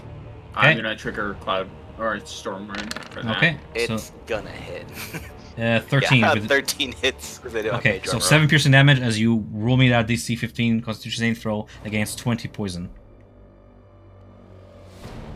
Nope. So Oof. 27 points of damage. Actually, yeah, I'll cast shield. Yep. Oh, shield? Okay. I'll cast shield. Level 1, so 13 would miss. Okay, good. That's that. I think the last one to left is the one right beside Javik, who just dodged an arrow from his friend. Against you, Javik, I have 1 short sword strike for 8. And Get that out of here. yeah, you just parry it away with your claws. And the second one, you parry that away as well, as he steps back and tries to, like, he's at his best position right now, engage with you. Okay, then we have the assassin outside, I'll handle that. We have hasted. Sergey is gonna go ahead and do his thing. Hey, go ahead with your turn, because I just one NPC after another. I just unluckily ruled one after another. Go ahead with your turn. I'll handle Sergey and Strahd in a second. Go ahead. Sure. She will run out of the fog. Looking at Savik that he's getting hammered, she's gonna focus all the power in her sword and start crackling lightning. And I'm gonna throw it against this assassin. It's the Voltage Storm Fury, the second property. Mm-hmm. So I have to roll an attack, a straight attack, I think. I think you ruled it. It was a natural one. Oh yeah, What? you're right. Oh, natural one. Well, I lose my sword, guys. It's over there. You hurl the sword at the target. It transforms into a bolt of lightning that deals the affected damage. It just doesn't strike the last target, but it still does the appropriate dexterity save. So from your position, from where you are, that is going to strike this guy for a dexterity saving throw. He's going to go ahead and I think he has something like that. Yep, he does. Dexterity. Against 18 against your 14, he takes no damage from the lightning strike. Unfortunate. Okay. When is the sword now? Because it doesn't come to my hand. No, it's lodged into the brick wall beside this assassin, right in front of Javik. You just see with a streak of lightning, it just clashes into the wall and embeds itself there. Yeah. Bonus action Sanctuary on my. As you cast Sanctuary, you also see. You saw Sergey like flinch away at the lightning and the sun boom and the crack of light, as some of it even caught against his sword and it still sizzle a little bit. And Sergey turns to you and sees that you're helping, and you see him do like a gesture of faith, like almost like a sunburst with his hand, and sun bursts out of his hand, and you get healed, my guy, for 2d4 plus 2. Oh, unfortunate. In a panic, he's still learning his magic, still learning his divine magic. Maybe on this day he abandoned his god by marrying Tatiana. He went against the faith. Some bullshit. I don't know. 4 hit points nonetheless get restored to you, Aya. Yeah. Sanctuary on Casimir. That's it. I'm not hurt. It's not 30 feet. My bad. Fuck. Shield of Fate on me. That's it. Okay. Javik, it is your turn, top of the round, as you see Strahd continues to fight alongside Casimir and his brother, and just he physically begins like pushing nobles and guests out toward the direction of the window, just commanding them like a general on the battlefield. He gets them out of there, and looks around, sees the silhouette of Tatiana going, and you can see panic on his face as. I'll have to rule it. I'll do it at the end of your turn. Okay. So I got hit with that attack. Okay. Okay. So. Woo, baby. Mm-hmm. Not a lot. You as a barbarian, you can appreciate like what Strahd's expression betrays right now. You just see Strahd's pupils thin as the scent of the wounds find him. And he just enters this like frenzy, and he appears more beast than man at this point. Most don't notice. Most in the battlefield there don't notice, but you as a barbarian, if you see this, you get an appreciation of what you witness. Oh, he's beautiful. Yeah. I want to go find more, but this guy's in my fucking way, so I'm gonna slash him down. But it's at disadvantage. But I'll interpose myself just to be safe. And where's my claw attack? Right there. 11. Nope. That sucks. Sucks. Is Why he is still that 11? Is he still slowed I have disadvantage. at the end of the turn? At he is slasher. Once per turn, you hit a creature with an attack that deals slashing damage. You can reduce the speed of the 10 feet until the start of my next turn. Hmm. So it's the start of my next turn, so he has Gotcha. free movement now. Okay. So yeah, 11, miss, and I have nothing to do with a bonus action, unfortunately. Okay. Yeah. I just wanted to make sure. Did Sergey use his hasted action as well? Yes, he has like 4 attacks, man. Okay, I just wanted to make He's sure. he's just rolling shitty because he's not a fighter, and you can tell by his strikes. Though his blade is marvelous, perhaps a wedding gift of some sort, he is not a warrior. That's his brother. He is a priest, and not a good one at that because he's new to it all. He's jebbing out. But yeah, you with all adrenaline and haste that he masters, he does his best against trained assassins. He is dealing damage to the assassin before him, don't worry.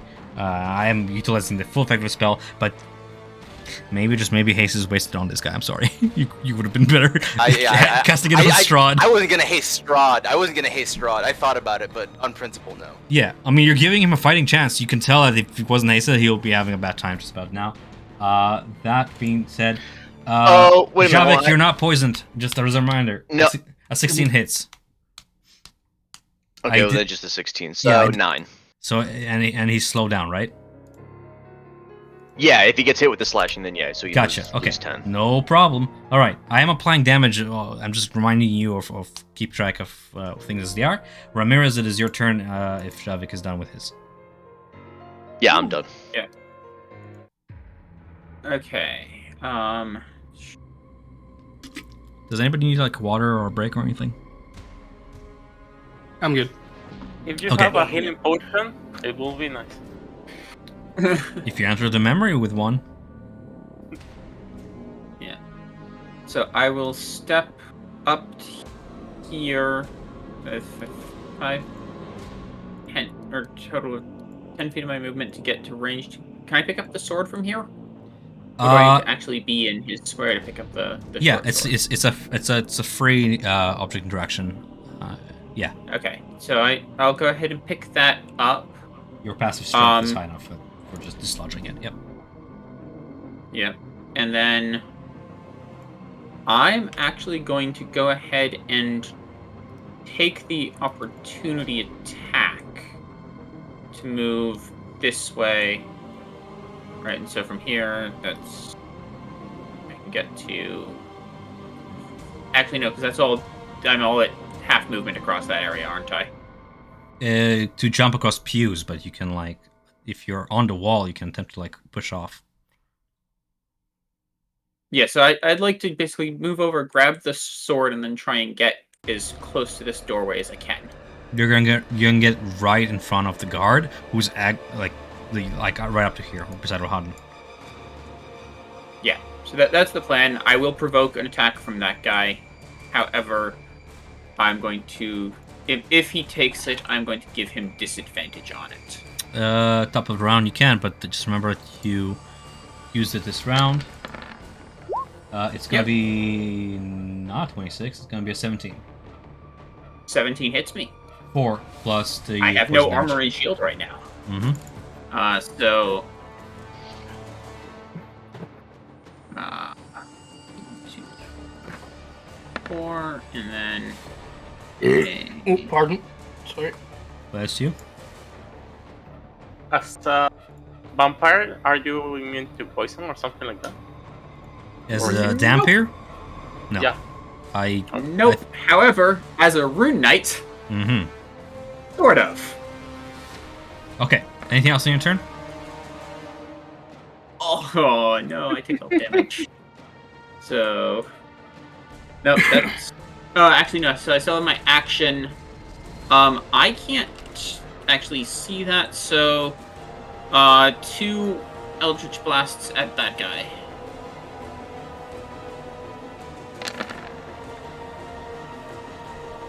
Natural 20 hits. And ignore the dueling style, because that should not be on for that. 14? But... Yep, 14. Guy is bloodied. And... Yeah, so that is it. And I do so... Actually...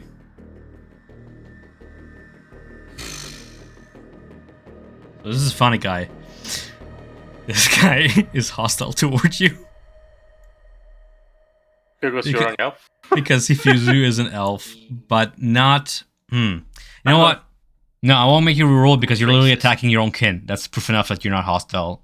That you're... It's either infighting, he's gonna attempt to swing, but then not. Okay. I was gonna give you this, like, disadvantage on a ranged attack, but I was like, you're clearly attacking the enemy of my enemy, so as a soldier, he'll appreciate that. If there's nothing else on your turn, dude, it's gonna be Brandar.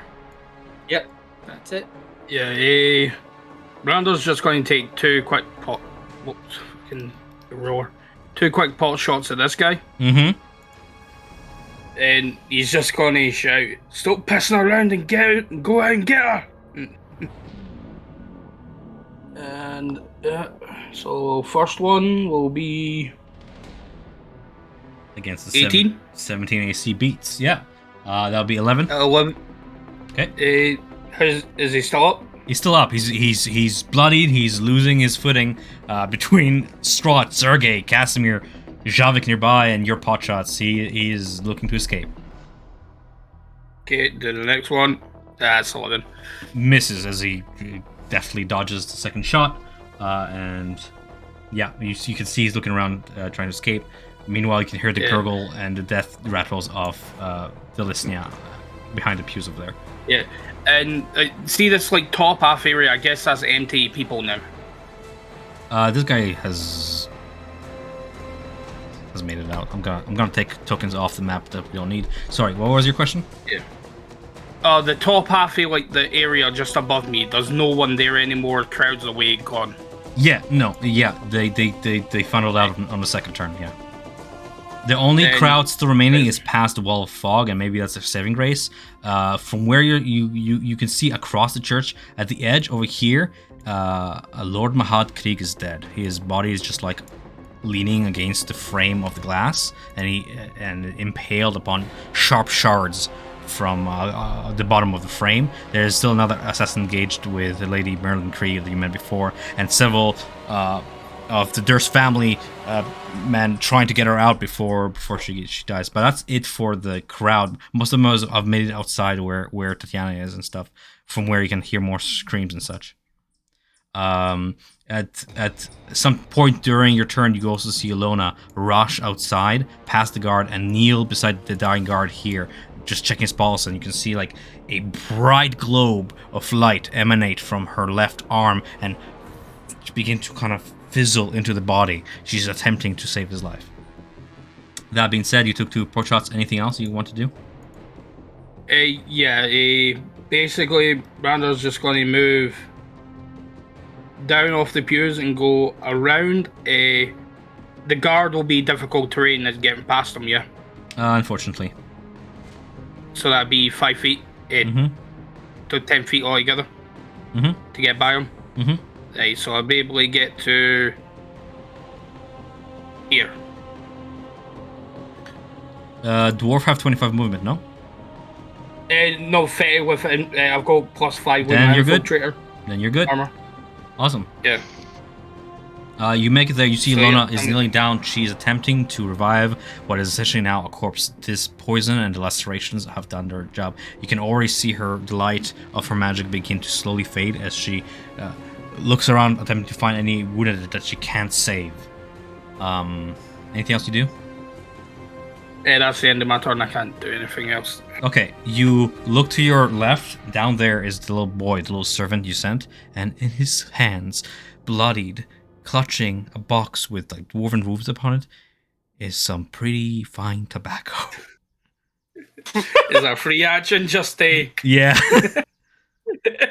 Smoke one for you, Timmy. Yeah. he's just kind of like, yeah, shit. Sorry, kid, and he just kind of he kind of just picks it up, just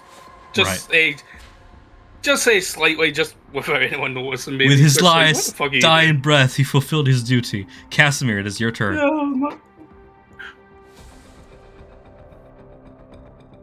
Whatever, you'll Davik, be how bad do Timmy. you look? What's that? How How- bad do you look? I'm about a third of my health. Yeah, he looks scuffed. Still fighting, but Pretty banged. Aya, you are. Aya's on death's door. yeah. I'm Even gonna risk like it. the healing I'm did gonna not I'm- stem the blood flow. You can see a trail of blood coming up the steps.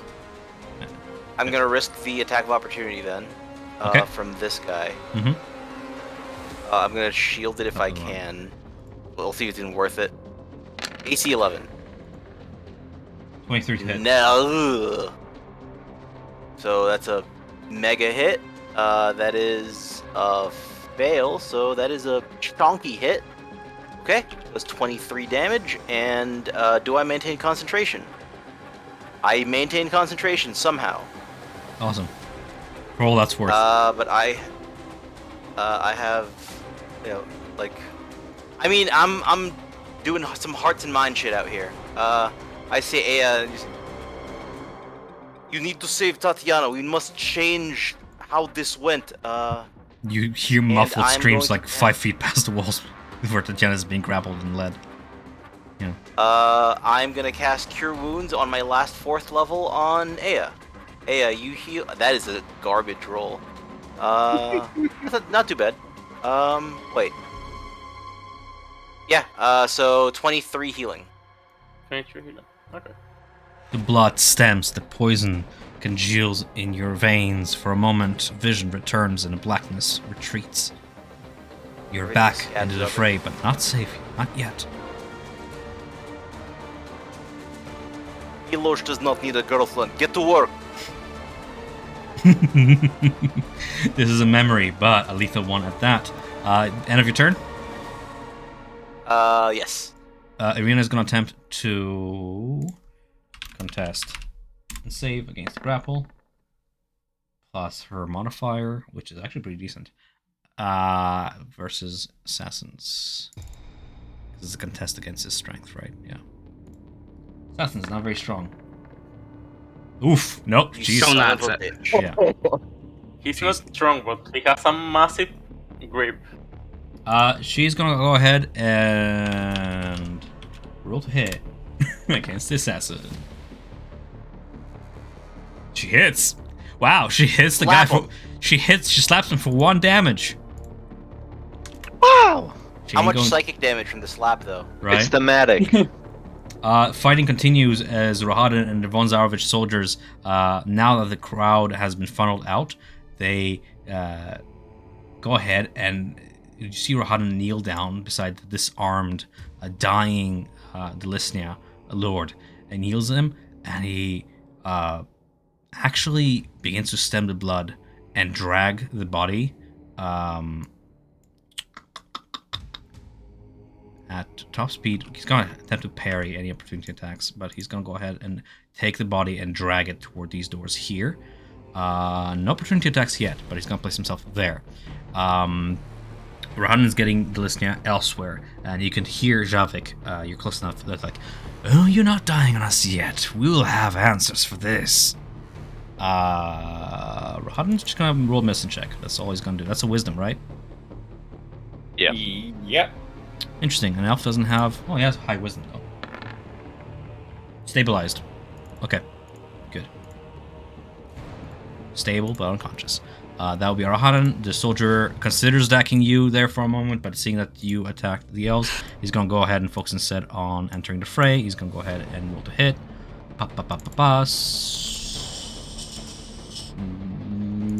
Swinging. You can do it! 2 hands. Swing. Go. Nope. For the tobacco boy. Dude sucks. No! For Leon, which is that guy over there that actually had a name.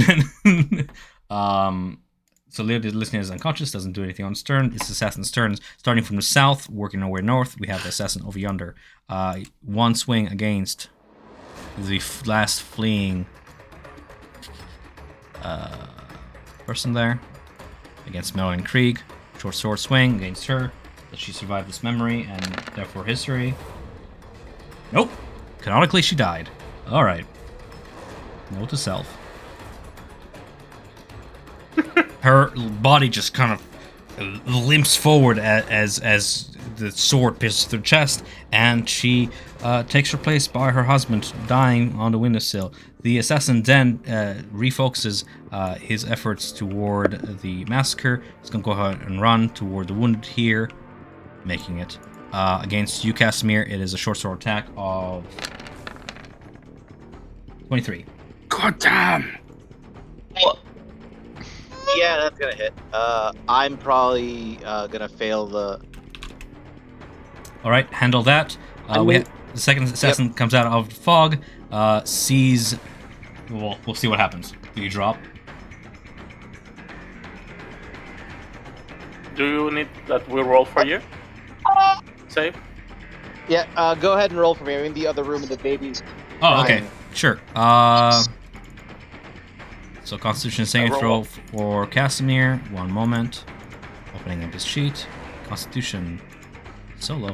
You do have inspiration. Do you want to use it? Say yes. You rolled a crispy 5. Do you want to use your inspiration? Yeah, I would like to use the inspiration that I have to get rid of that 5 because I'm gonna die. Say yes. 21. Saves. Twice. You take 13 damage. You're still up. The other assassin's gonna go ahead and drop. What? Con save for concentration on the haste. Bear with me. Reopening sheet. Constitution saving throw. Versus damage taken, which is 13. Oh no. Concentration. 13. Submit. You hold on to concentration. The other assassin is going to go ahead and draw a light crossbow, load a bolt in, aim at Aya. Right at the clavicle.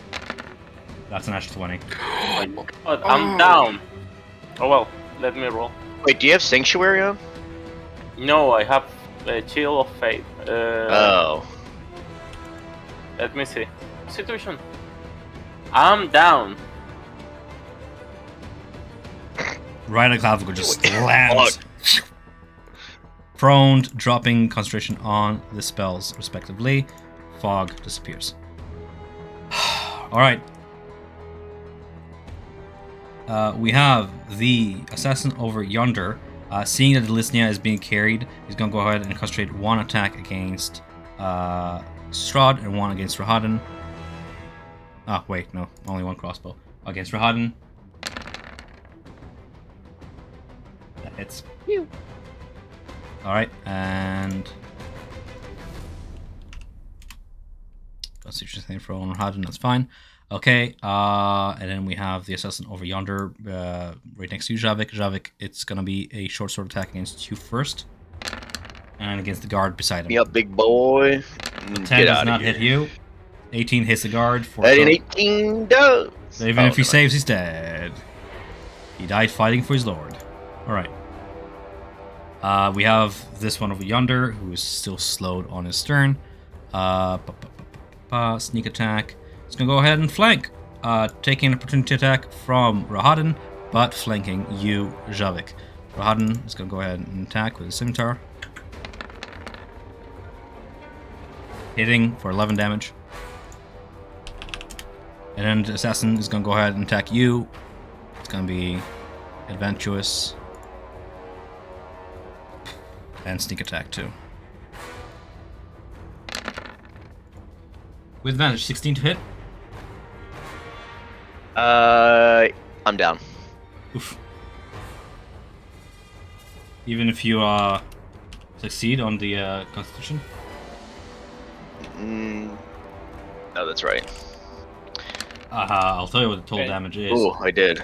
Because you did succeed? So it's 14. I did plus succeed 4. on that. So it's total Plus 2. 33. Are you still up? Oh no, I'm down. Okay. Did you have? Because he's is he still raging? If so, Did you? half Yeah, I'm still raging, but it only half has the piercing. So that's be 31. If it's 31, I'm still down. Right. You're still down. Wait, but doesn't the rage half the sneak attack damage as well? Or Does because it? sneak attack is physical, sneak attack is weapon damage. Let me see. Does rage half sneak attack damage? I think it's I weapon thought damage. sneak attack was. I think sneak attack is weapon damage. You know how to strike the no damage to one the range weapon. It doesn't say of the same type.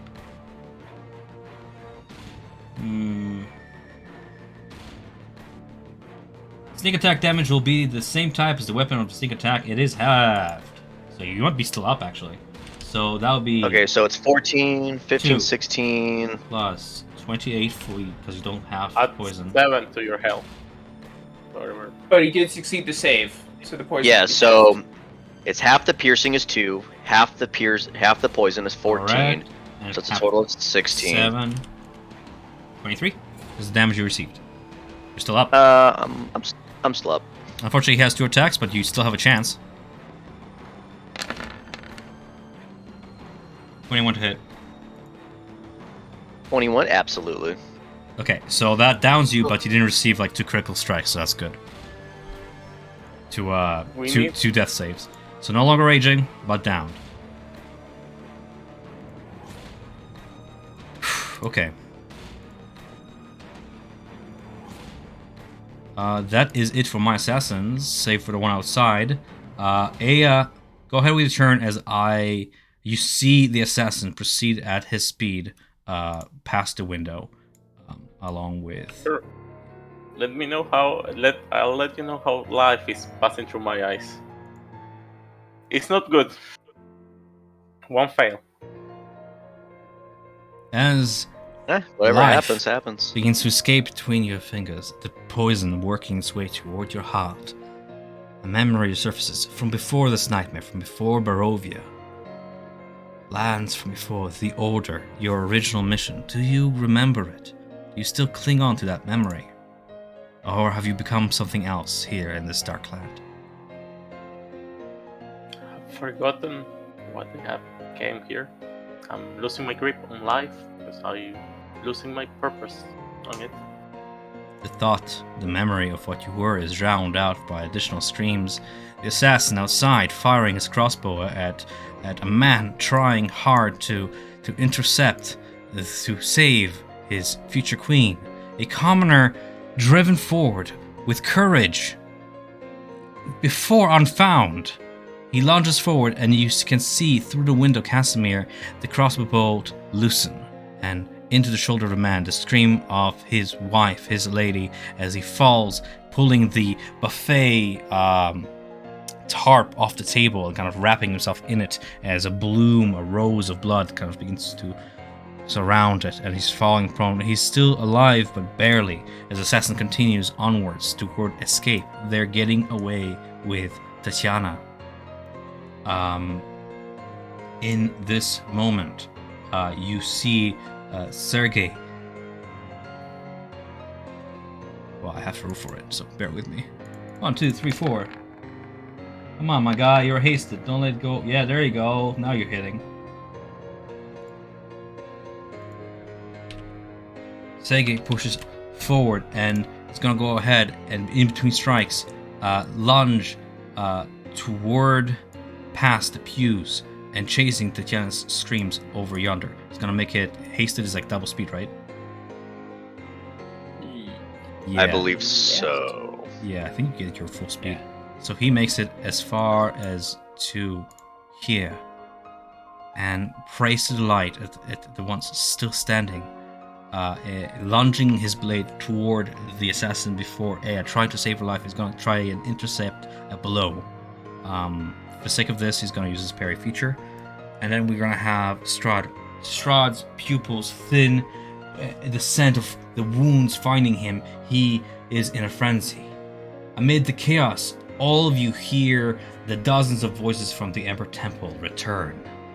Strahd turns over his shoulder and looks at Sergei, kind of illuminated by the light from outside that becomes slowly muted, and the voices return, whispering, remove your obstacle.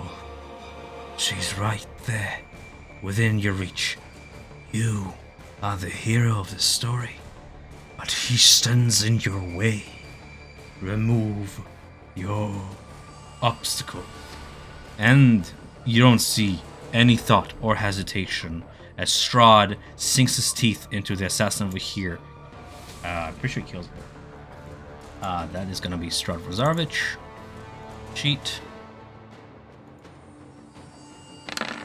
How many attacks? Okay. I'm whispering these because no spoilers. 20 to hit and 22 to hit. For a total of 5, 6, 9, 6. Yeah, that's more than enough to kill him. He sinks his teeth and lashes against his assassin here, killing him. Like drinking in the blood, giving in more to the beast, and turning with a frenzy, with no hesitation, towards Sergei. Just sprinting toward him. You see this as Aya, you rule your death save. I fail. Okay. Javik.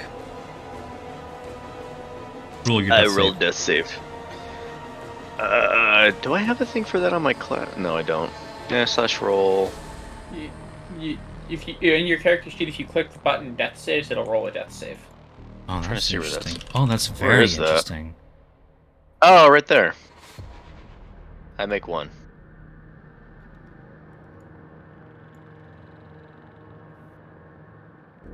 You make one. Awesome. Ramirez, it is your turn. Okay. Ramirez, you Okay. witness Strahd go feral. Go. You recognize this. This is vampirism. The corpse he just bit, while pale and drained, the eyes are still moving, and the mouth froths and muscles twitch. You've felt this sensation before. The rise. Empiric poison coursing through the veins of this individual over yonder. So I will jump over the bench, feed my one healing potion Mm-hmm. that I think it's just the one that I have to Zavik, get him up. It's just a common healing potion, so 2d4 plus, what is it, 1? I think it's 2d4 plus 1 for a common one, right? Well, anyways. Plus 2. So 6. Oh, plus 2, so 6.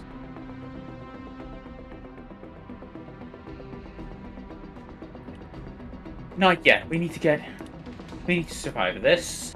And then with Zavik up from that, 10, I will rush this way towards the rest of that, so. And then, so that was my action, bonus action. I'm gonna bonus action hex the assassin. Which one? The one already percent AR? The guy who's... No, Oh, this guy. Okay. Disadvantage strength. Okay.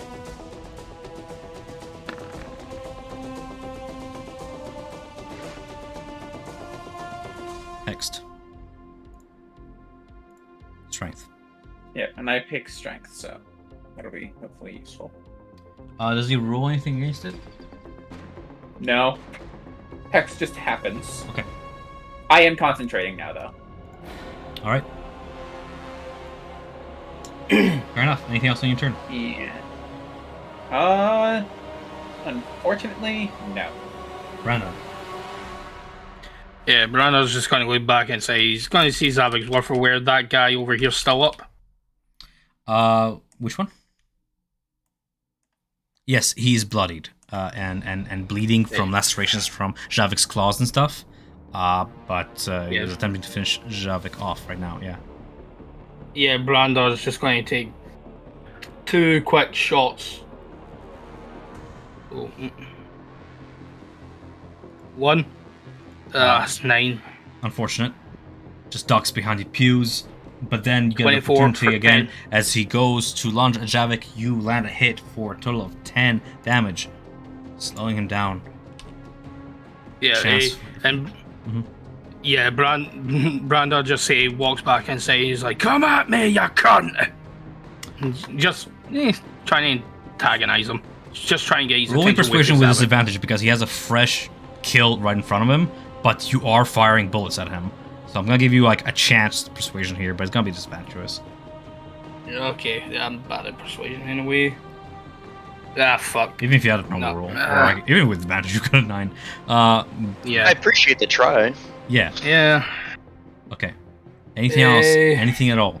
I'm gonna tell you this, Brenda. As you step back into the room, you see out of the corner of a pew over here, lying on the ground in a pool of crimson blood, is a desiccated hand. Not desiccated, just amputated hand, and still half clutching that round bomb-like object with a fuse. It's within your sight. I think it's within your reach. Okay, yeah, I've already used my actions to. Okay. Would hear- I be able to, like, Mhm. bonus action to pick it up for now? It's a free object interaction to pick up objects from the ground. Alright, so yeah, pick it up. Okay, At you least. pick it up, you can add it in your inventory. Do you want to... I'll give you like a free check if you want to identify what it is. Yeah, sure. What? Pure roll? intelligence. Just 1d20 and your Pure intelligence intelligence. modifier. Just identify what this might be. 22? It's 22. It's not. Yeah. It's a smoke bomb. Click back. Smoke Okay. bomb. The man the Listenia man was trying to escape with a smoke bomb, and the way it smells, not only is it smoke, but it's also a disorienting kind. Not only does it blind, but it's essentially like disorienting mace. Yeah, and to use these stuff as actions, isn't it? It's You not just need bonus to get actions. flame and 5 seconds. You estimate. Yeah. Just a flame, 5 seconds. Elonia, behind you, looks at the object in your hand and doesn't say much. In the chaos of battle, she simply, her fingers snaps them, and you can see sunlight become flame in her hand, and she holds it up to you like a torch. So I'm gonna say that she's gonna use her action to light it. Beginning on your next round, if you choose to light it, you can at the same turn throw it within distance of your throwing distance of like 20 feet. If you wish to use it, you have the opportunity to. Is that clear? Okay. Yeah. Yeah. Okay. And then you see something else on Elona's face. She no longer sees Strahd. She says, "Where did it go, my lord?" And then she looks toward the corpse over yonder, who's like has the awful bite marks on the neck, and its muscles spasming, and its face becoming white. She recognizes what is about to happen, and horror washes over her, and she says, "We need to run." Casimir, it is your turn, and throughout all this, what do you do? You see Strahd lunge toward, almost running on all fours, almost like feral towards Sergei, fangs bared, 5 feet from just lunging upon him. Sergei has his back turned toward his brother, and he's engaging this assassin over here. What do you do? This is gonna ruin the memory, most likely, because this didn't happen. But I am miraculously still alive, and with Strahd attempting to bite, I'm gonna do the one thing that saved us before, which is Sergei into a monkey. Turn Sergei into a monkey? No! Oh no! Oh no! You're turning... He needs more HP. Yeah, I know. I saw it too. We just need to extend this. Sergei needs to live. That way. The Oh, bad things giant won't happen monkey, to you the mean. Dusk Elves. Yeah. That way, when Strahd bites, it'll just. I'm sure the monkey's not even gonna be violent. This is just to keep him alive so he survives this chomp. I mean, the moment it gets bit, it's going to go violent. Yeah, I'm dropping haste as Natural Did one. I drop haste when I? You rolled natural one to resist the spell. It's destiny. We're doing this, I guess. Giant ape. This is going. Well, This is going to whatever- be. Oh my god! This is whatever going to be the a King spirit Kong moment, animal- isn't it? Okay, you're holding on to that spell, and you've shifted Sergei von Zarovich into a giant fucking ape. Are we going to see a King Kong moment where he's going to go grab Tatiana and climb Castle Ravenloft? Now, Fucking do it. No. here's the worst No. part. Hold on. No. Yes. So, Yes. so not only did you transform into an ape, but you exhausted him for one turn because you dropped haste. Yep. Yep. Fair enough. This wasn't an attack thing. He needs beefy energy. Fair He just enough. needs a ball of hit points to survive this bite. Oh god. All right. That happened. Anything else in your turn? Casimir is just going to sit back and wondering, oh, what the fuck did I just do? All right, Ape von Zarovich entered the field. Irina over there is going to attempt her strength check against a disadvantageous contest against the guy who's hexed. And I am going to go ahead and say she is attempting that at advantage. Because Storm Root. Okay. It's an ability check that I can see within 30 feet. He has advantage. He has disadvantage. How many storm wounds do you have? Best I can do to get around. Oh, that is every round. It's my reaction. Isn't it refresh on a short rest? Every round. So, way it works, I trigger it as bonus action, and then for 1 minute, I can burn my reaction to do this. Ah, I see. There is one that Unfortunate, lasts she a rolled a minute. 10. That's pretty low, but he is contesting against a 10 with disadvantage here. So that's gonna be a strength on him. Disadvantage. Yes. Nah, 2 natural ones.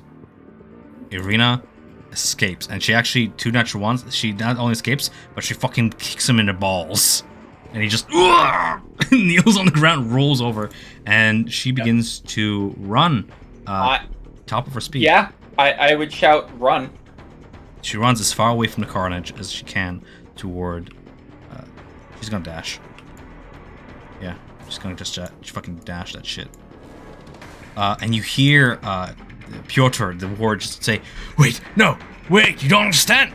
And then he's unable to chase her because you can see that he not only is the cane a mark of his regal rule, but he has a limp, an injury from the war, and he's gonna attempt to chase her after her, but he's not gonna make it far. This guy is not very fast. Not only that, but he actually takes an arrow to the fucking knee from one of the guards from the parapets. But that's background stuff. Don't worry about it. We have a giant ape on our hands. Rahadin is gonna go ahead and successfully escape with Delisnia past these doors as they close behind him. So for the sake of this, he made this far. Okay. Fuck you, Rohan. You hear the gurgle, the death throes of the assassin on the floor as he continues to twitch and writhe and then rises onto his feet.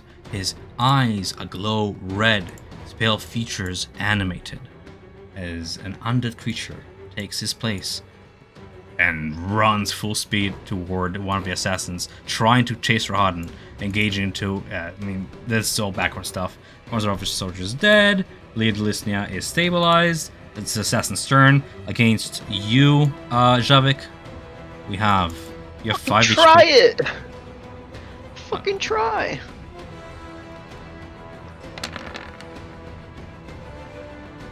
Oh fuck, I'm dead. So 24. Well, I'm knocked down again.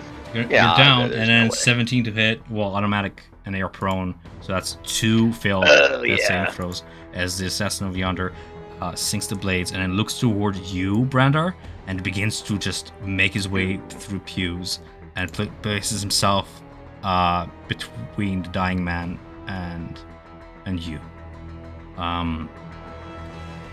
He's gonna panic. Actually, he's gonna place himself. Yeah, he's gonna pass himself here. Okay. We have the other assassin and the vampire spawn. Gifts from temple. 2 attacks, one which can be a bite attack. Let's go. Spread the disease. 25 and 16, I believe both hit, and this guy is pretty much dead.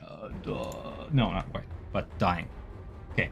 And then assassin against the vampire spawn.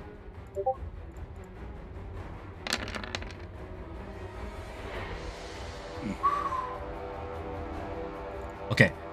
And then we have the two assassins near the fucking ape. This one's gonna be like, just in Elvish, just, what the fuck? Just step back from the ape and attempt a crossbow shot against the giant ape, because that's his focus. Assassin strike against that. 12 does not hit the giant ape. Oh, 12 just hits the giant ape. Okay. Making me open more fucking character sheets. Giant ape rules Constitution save against poison, which it will probably save because Constitution. Yeah, natural 20 doesn't give a shit. 25. 25, thank you. Against Sergey Ape, who's in initiative, right? Rule initiative. I'm gonna place the same initiative as Sergey was. Now, Yeah. That's fine. Awesome. Then we have the assassin right below the ape is gonna go ahead and roll me an Arcana check to identify the spell. That is intelligence. What is your doesn't matter. Fails. It does not comprehend what just fucking occurred. I was gonna attempt to attack you. He's gonna instead attack one on Aya and one on you, not focusing. Just on Aya. So Aya, it's one crit on you, 2 failed death saving throws. She's dead. Aya is dead. Mm-hmm. I failed one before. And if I get a crit, yeah, that's 2. So 3. 21 to hit against Casimir.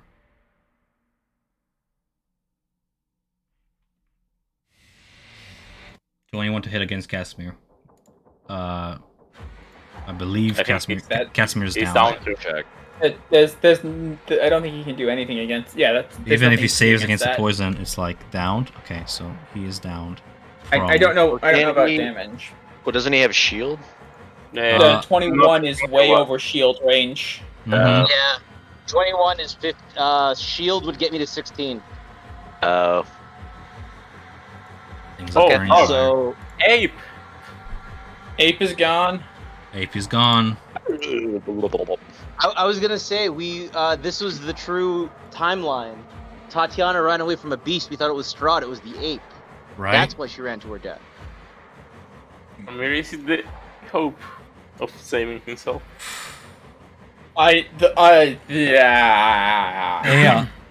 As the assassin draws away his blade, you life begins to fade. Casimir falls onto his side beside you.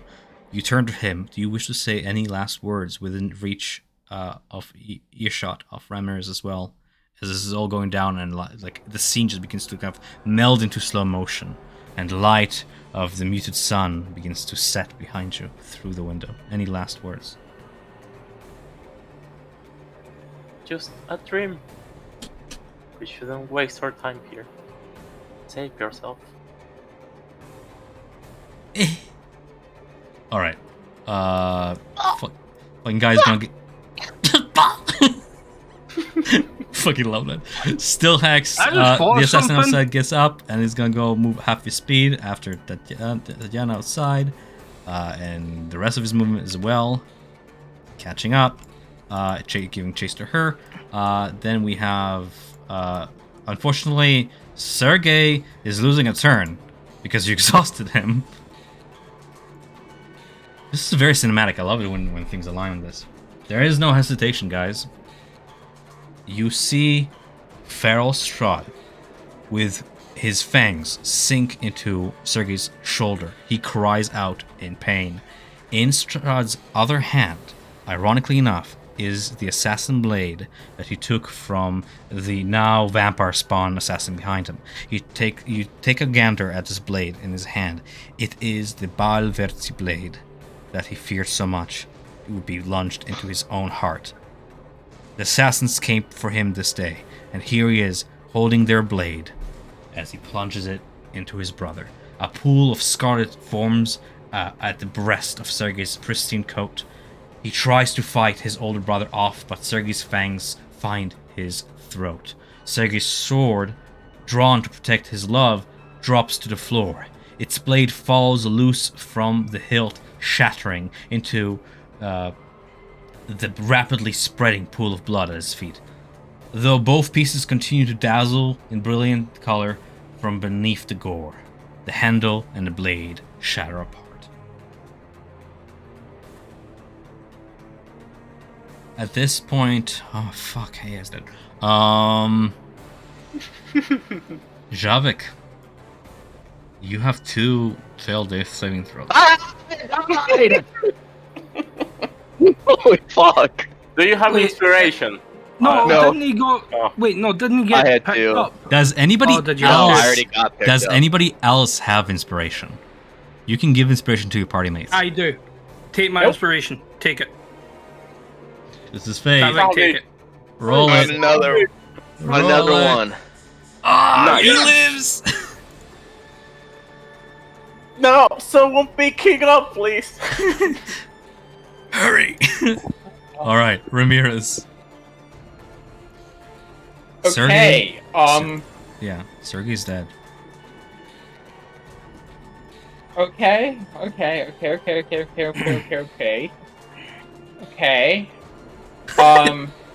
are you So, panicking, we dude? Can we just decide to not be Medicine- in this dream and be like, wake up? Pinch yourself medicine awake. check to stabilize Casimir Casimir. fails. Fail. Of course, the tension, the stress. Okay. Fine. I'm becoming big All right. so that I can pick up Casimir and move. Okay. You can move at half your speed with the with the corpse, with a body, with a soon-to-be corpse. I'm gonna Yeah, say this: you're not suffering an attack of opportunity from Strahd, and you would notice because Strahd still has his fangs in his brother, and he's drinking the blood. You can see a familiar swirl of mist, the same one you saw when Strahd took the blood of his general in the Amber Temple. That same dark reward now seeping into Strahd, making him stronger. The assassins throughout are horrified; they were not prepared for this. So I will go ahead and run up to there, because I can't be in the same space. Dragging Brenda's in. Casimir's Pulling. body in your grasp. You almost step on the body of one of the guards. You can step on him for all care. I don't care. That is facing. Who said almost? Yeah, I'm you just stepping on that. across the floor. And your step between Brandar and the wounded assassin that is about to kill your ally. Is there anything else you wish to do?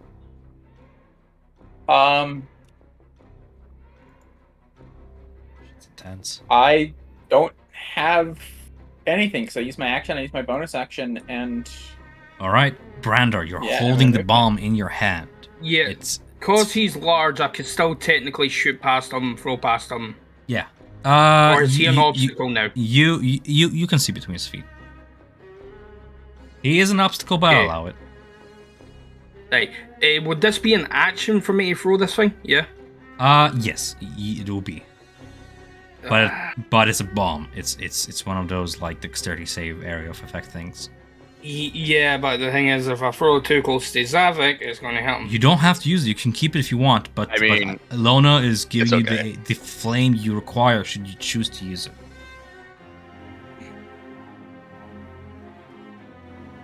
Nah, you can't risk it. You can't. Okay. But what do you do? He'll just kind of say, yeah, if you go healing magic, use it.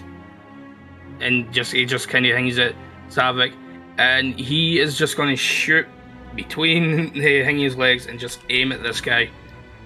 And hopefully I can take him down. Because he is bloodied. Come on. Come on. 24 for 9. 24 for 9 hits. You still have one more shot. One more faithful 18 shot. for 5. How do you want to do this? 14 altogether. Yes! bullet right in the back of the head.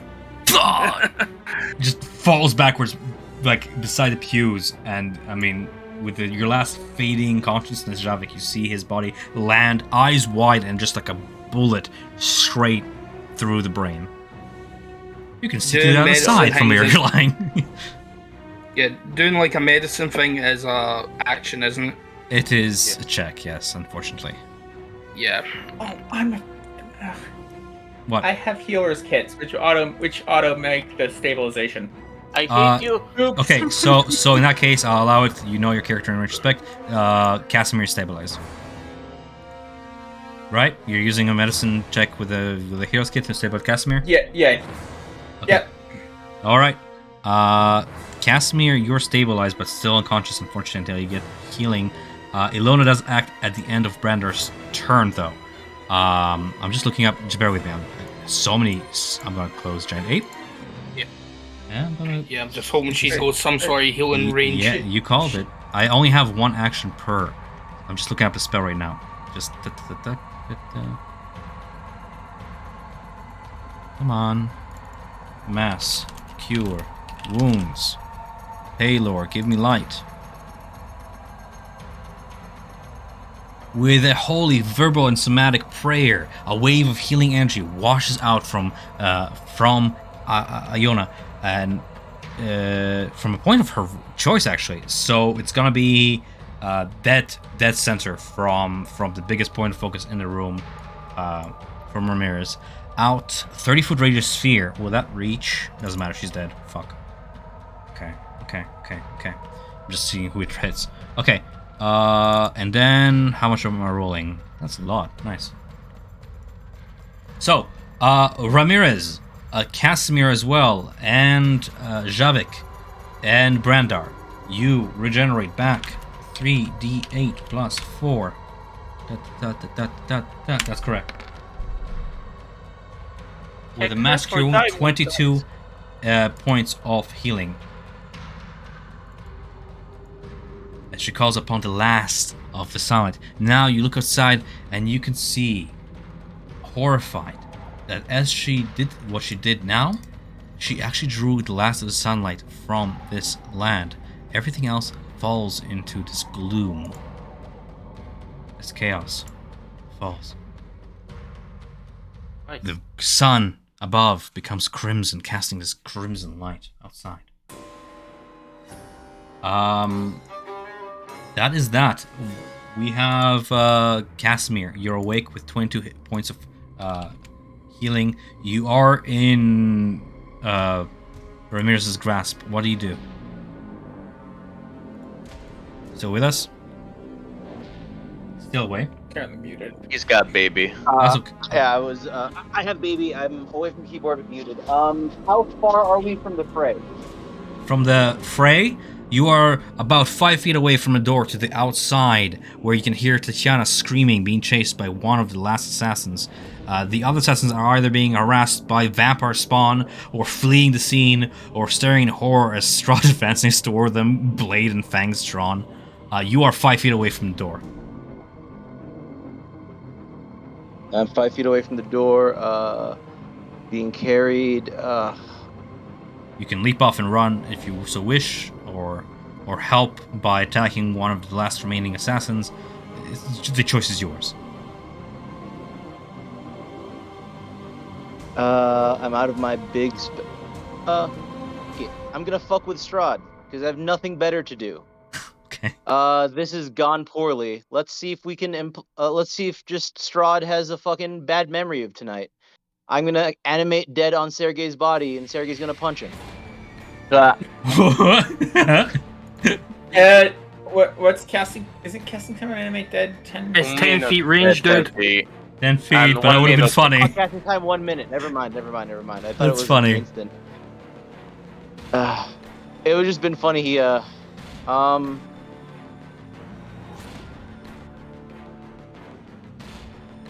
It's okay, dude. You can think about it if you need to. No. I am going to hide in this corner and enlarge Zavik. Just so we have 2 giants so they can focus on them. Large. I want to run. I don't feel so good, Captain. Okay. All right. Tatiana's scream continue from the outside. Rahadin is nowhere to be seen. The vampire spawn is essentially at this point feeding off one of the assassins behind the pews. You can see a splatter of blood on the pews, and it's just spreading outwards on the floor as you just hear the from like the bloody death rattle sound of the assassin as the vampire continues to feed. This assassin over here is going to attempt to flee at full fucking speed. Bye! So that's going to be fucking yeeting out of here. Okay, so he makes it that far through the doors. That room's a dead end, right? Isn't that the bride's room? What? Well, the hallway continued There's a door onwards, at the other and end. there was a door at the end of it. You just didn't go through it. Oh, I misunderstood. I thought it was like an ante-room. Never mind. No. It was a hallway to the rest of the castle, essentially. The last of the assassins over in the east corner by the altar is making a last stand against Strahd. He's gonna go ahead and strike Strahd. Oh, Yes. he made a big mistake. Okay. It is like nothing. The sword lacerates against flesh, and you can see where it connects. This black mist replaces Strahd's body, and he becomes ethereal and then rematerializes. Ethereal, then rematerializes. Whatever wounds he had from before, when he was still at least part way mortal, begin to seal up as Strahd raises onto his feet, growling. But his initiative is 8. We have Vampire Spawn, we have Assassins, we have Assassin Chasing, we have Dead Boy. It's Strahd. Look at that, Strahd right off the bat. So, Vampire Strahd now, eh? I have so many sheets open, hold on. Unarmed Strike, Bite, and Children. Going to hit, 19 to hit for 11 plus 17 plus 5 plus 14. Total of 47 damage in one hit. Dude's bloodied. Can I just say you guys did not hit him once? But there's that. Yeah, bloodied in one hit, beyond bloodied. As Strahd lunges toward him and then attempts to grapple with his special ability, legendary action. He has legendary action now, I have to remember that. That's gonna be Strength versus Assassin. How are we doing, guys? Are we still awake? Yeah. Yeah, I do have to go soon. I have to go, but I'm That's down, fine. so Strahd I'm rules natural 20 to grapple, and he's gonna go ahead and just fucking run with his assassin past Aya's corpse, past the window, and you just hear him shout, Tatiana! And just past the window, and this guy's fast now. So, full speed, past the fucking king. Deal with you later. That's the boy. Oh yeah. Makes it all the way through the other assassin. Jesus fucking Christ. Just all the while he runs, you can see him past the window. He's dragging the assassin within his grasp, his head against the pavement. Strahd is outside. Aya is dead. Javik is big and at 22 HP. What do you do? This guy over here is dead, my guy. We can expedite this if you guys want. You guys are pretty much... Can I just wake up? I want to get out of here. There is As no place Strahd like home. leaves the chapel room and darkness begins to close in, the crimson sun above begins to cast everything in this gloomy darkness, you begin to see the familiar fog that you witnessed in the Ember Temple follow Strahd. So pretty much everything begins to collapse from west to east. If you wish to wake up, there is the option of either walking into the mist or following this to the end and witnessing what happened. Okay, I'll go witness. Yeah, you can wake up if you don't want to risk dying. We can just walk out into the mist if you want. No, I got some health. I'm alright. Everyone else is dead. Okay, so if you were to move at your full speed, you can go ahead and dash past your allies. I'll allow it. They'll make way. That's fine. You just have to like hulk your way through either one of the windows or through the arched door. But yeah. Oh wait, what is my speed? 40. And then there 40, and then I move another 40. You Come on. within sight. Ah! you pass by two scenes. On your right is a family, the Durst family. For those of you who recognize them, are family. Otherwise, a young girl, a boy, and two parents. The father, the lord of the family, is clutching a fatal wound that he's bleeding out of, and his wife is holding on tight, trying to probably pressure that wound as the two children cry, and two others remain panicked. There's corpses hanging from the windows. The king, the elven king, is slumped against the garden, like stone here, just sit it down, coughing up blood. You can see that he was hit by several arrows from the parapets above. In fact, those same arrows kind of begin to rain upon you, Javik, as you run past, but don't worry about it. It's all cinematic. Before you see Strahd. He's dragging the body of one of the assassins against the pavement here, and he's about to claw up this man here. Tatiana is running away from everything.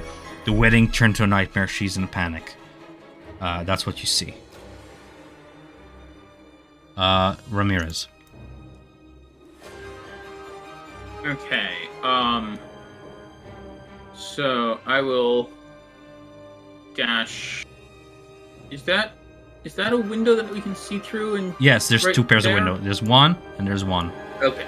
Yeah. So I will dash through there, jump through that window, Uh-huh. and then proceed dashing along. And if Strahd left the dagger in the store guy, I would like to pick that up as I'm running along. But that is a secondary thing of run through, jump through window, and He did. Canonically he did, yes. It's a Yeah, black, I will- red, and gold dagger with like a skull at the pommel. Curved. I will grab that, and then I will continue along, and I can't actually jump through the wall, and I will basically catch right on up to Zavik. Mm-hmm. The castle halls and ground are just bathed in blood and drowned in desperate screams. The courtyard is graying. The sun is gone. The spring afternoon is now choked by a deep mist that claws its way over the castle walls. We can expedite this, guys, because it is getting sort of late. Unless anybody wishes to do anything in the chapel. Yeah, Brandor would do one more thing just before running out. He basically would say her. He would just... He knows it's not going to make a damn difference. Because what's happened. But he's just going to basically say... he's going to just say darkness is going to take over Barovia. But just make sure that people don't lose the light. And then he's just going to run. To you. Yes. Light. What happened here? Who betrayed us? I saw my lord change, I think. What have they done to him? Yeah, he's just going to go, Strahd wasn't the man you thought he was. But it's just as he just sprints off. Okay. You sprint off, noting that Lona miraculously survived this event. Yeah, he knew it wouldn't make a difference, but it's just kind of like, don't let the people you keep lose saying the that, light. but Yeah. it does make a difference. The people who survive in this memory do make a difference. Alright, okay. Yeah, I'm just want to tell you, know that your actions saved Alana this day, and she might not appear thankful now, shock and all that, but them's the events. Sacrifice for sacrifice. You make your way out of the chapel.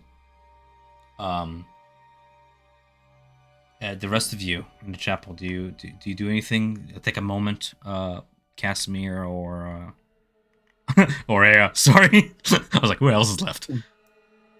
He's with the baby. It's fine. Yeah. I can suggest loot the body. That's it. I'll let you know if you find anything within chapel in these last moments before the fog essentially consumes the chapel. You follow to the balcony where Strahd, feral, stands there, one corpse in his hand, and he's with the other hand he's pressing the assassin against the wall, just choking him till you hear the neck snap. Tatiana, mortified, is stepping backwards, further away from Strahd. Elda, what happened to you? My love, please. I've done everything in my power. everything to have you safe. But Tatiana, understandably, is having none of it. You see several members of the Assassin Order, of the Delisnia betrayers, of the Dusk Elves. They begin to group up behind in the distance, far beyond the courtyard. More of them coming, more traitors.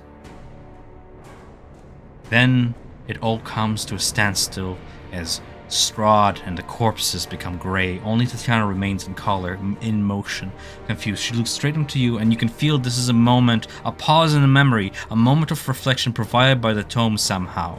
As she turns towards you, shock in her eyes, asking questions. Who betrayed us? Strahd changed, I think. Did the traitors do something to him? Was Sergei hit? I couldn't see him. Is he alright? Did I see Strahd lunge at him? Do you interact with this fragment of memory in any sort of way?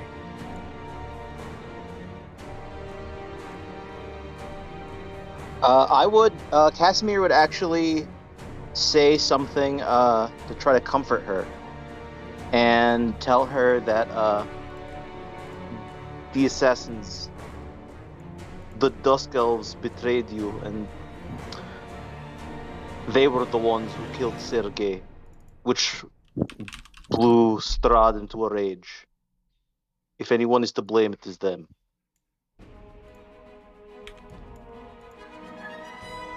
You watch slowly the memory begin to regain color, regain motion. Things become animated. Strahd, the mists draw into him as he shifts back into a more humane form, though his clothes, his sword that clatters to the ground is covered in blood, his claws, hands bloodied by the blood of many, his brothers including.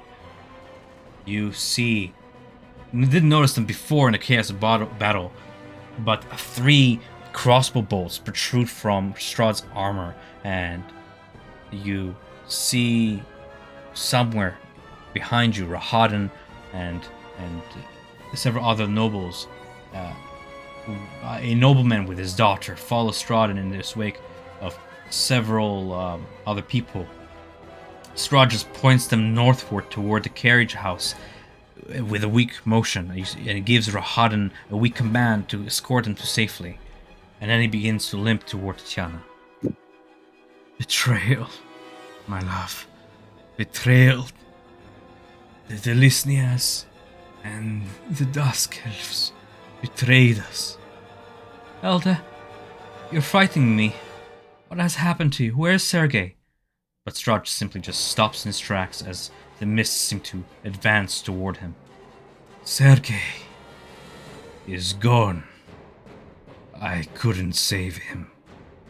But I am here now, for you. I will protect you. I gasped in terror. Tatiana steps back. For a moment, Strahd's words slow her retreat. Perhaps your voice as well impact her thoughts. But she shakes her head as tears begin to stream down her face. There is a madness in Strahd's eyes that is only amplified by his stained, worn armor. The mists grow dense as Strahd limps forward. With each of his steps, Tatiana steps away. It is not until you and Strahd hear the creak of iron that you realize with horror they have reached the castle overlook. Tatiana! But it's too late. In her daze and blinded by mournful sorrow, she reaches the railing and her body fails. She tumbles backward, falling, the mists part beneath her. Strahd rushes to the ledge to watch her in her white dress soar through the air like a spirit toward jagged rocks below. Her body vanishes into the depths toward the rocks below, but she is not dashed across them. There is no impact, there is no blood. Thousands of feet below, the white dress simply fades into the mists. Strahd collapses onto his knees and lets out a broken, grieving cry.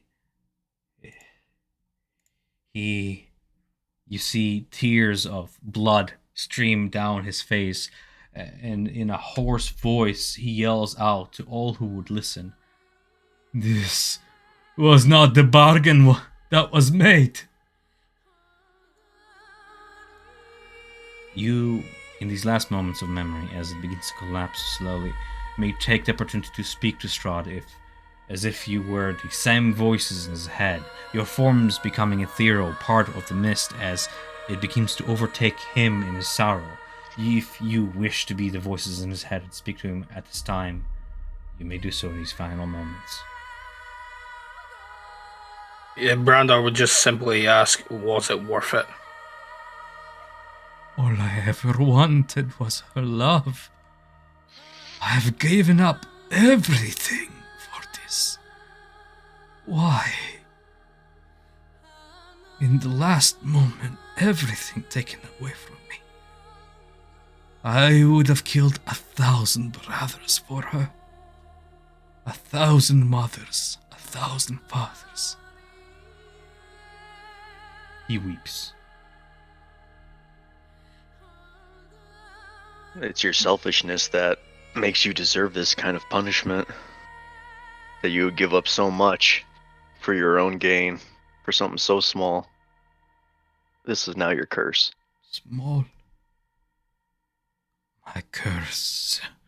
My curse. Then his voice cuts off. A bolt cuts through the mist and plunges into Strahd's back. Then another and another. You see the elves and the betrayers, crossbows in their hands. They're aiming them at Strahd, and you just see a volley impale him. But he does not fall. Instead, his already pale skin fades to a pallid, deathless white. His eyes flood scarlet. Fangs extend from his gums as he screams in rage. At every angle, bolts protrude from his body. Then they begin to fall from his wounds like raindrops. Through his tunic is torn. There is no blood. You see the elf step through the encroaching mists. But behind Strahd is a form oh so familiar, the shadow from the Ember Temple, rising, laughing. Helming a militia of over 24 soldiers is the wounded king, Pyotr. Color drains from the scene, all but the red of blood. Time comes to a crimson standstill as Strahd's voice, the voice of the tome, echoes. The blackness returned, covering me, covering the world, never to lift. It weighed upon me, heavier than the mountain, smothering and crushing me into something less than dust. But I was looking at dead men. Before another hour passed, I'd send them wailing on their way to rotting hell. All of them. All except the traitor behind them. Leo de Lisnia would live to be punished. You hear the screams of dozens and wake to a scene most grisly, corpses everywhere. Amid them, Strahd von Zarovich stands, bloodied. The shadow above him, crimson and black mist rising. A different bargain sealed this day. Curse forevermore, ever magnificent, to last the ages. At this chapter's end, you are slowly spat back into the present as everything melts away. That's what we're gonna call session tonight. Very good. I can hear everybody's like, "Oh, I want to go to fucking bed." Ooh. A is dead though, so she's not spat back from the tome. We'll pick up from next session from that.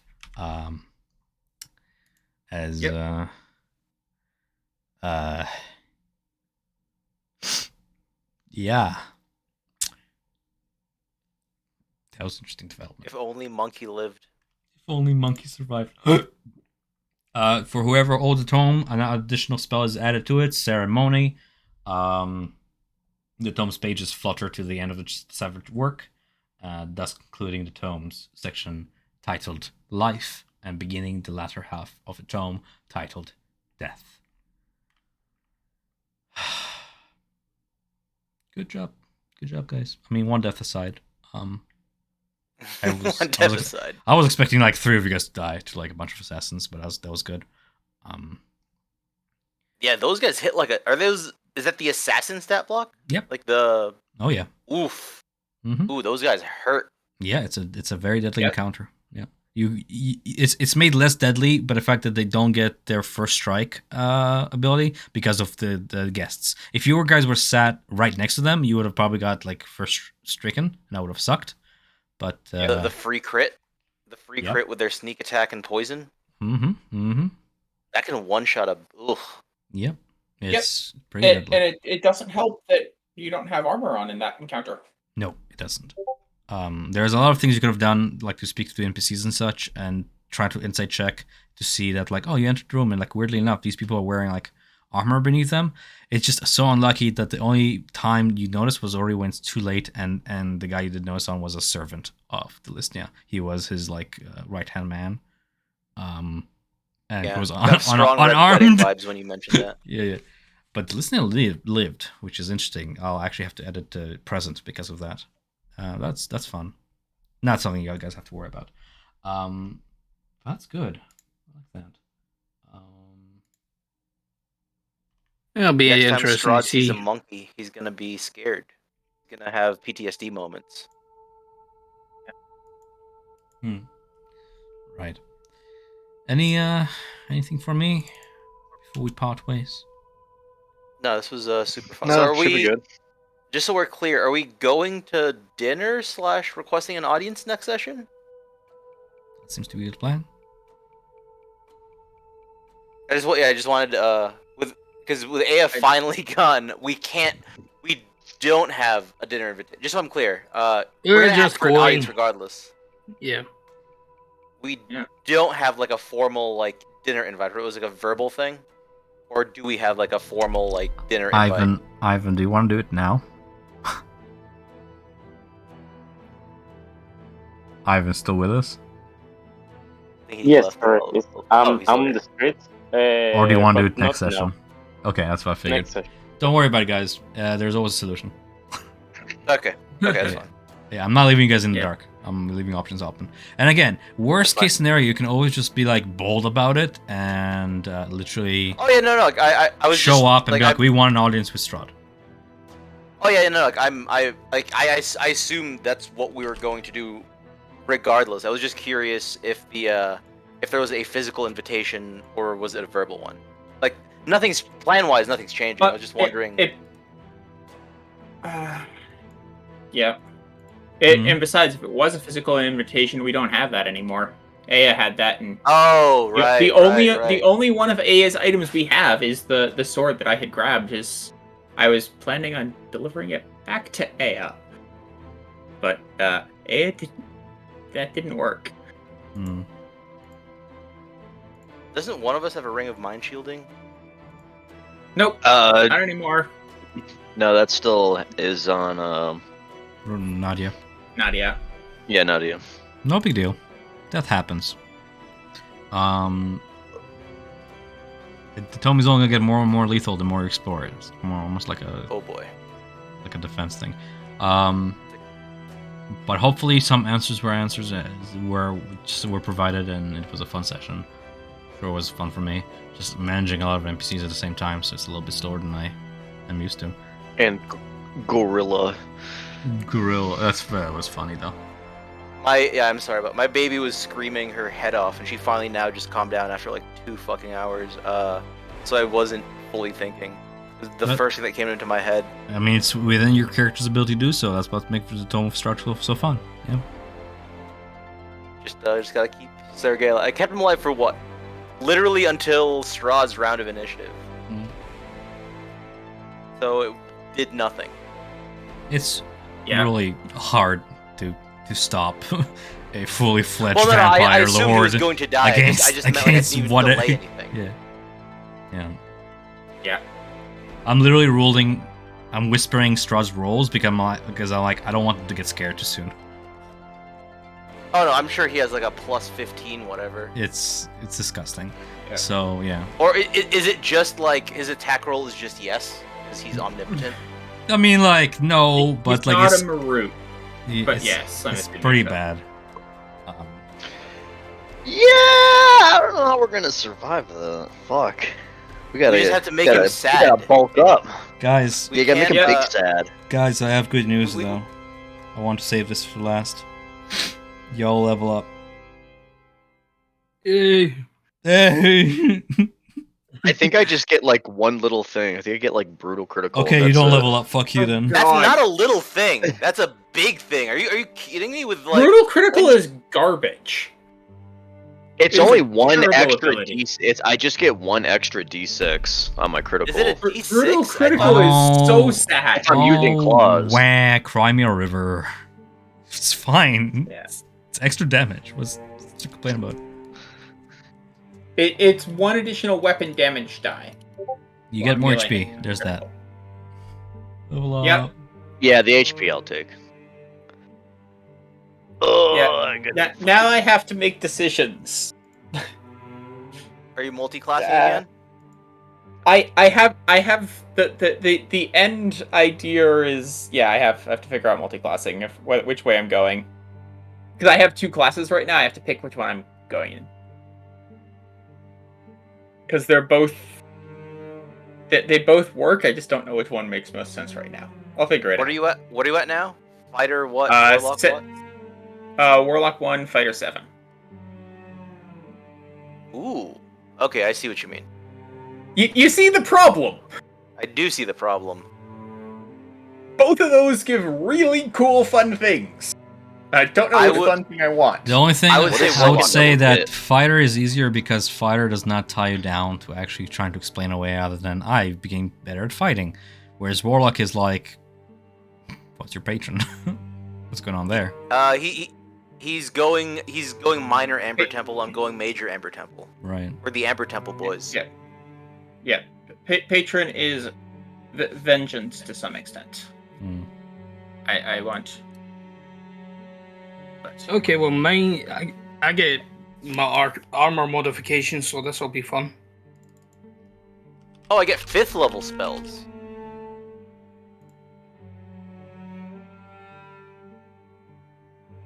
Yeah, my armor now counts as separate items for the purposes of infusion. So, Which chest is- piece, boots, helmet are all separate. Mm-hmm. So I can, and I get 2 extra infusions, so I basically can have 3 infusions on just the armor alone. yeah, our artificer gets really, really good at this point.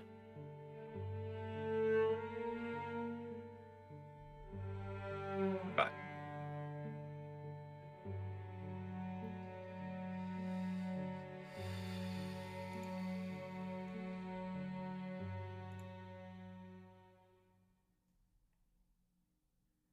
Hey guys, going to the graveyard.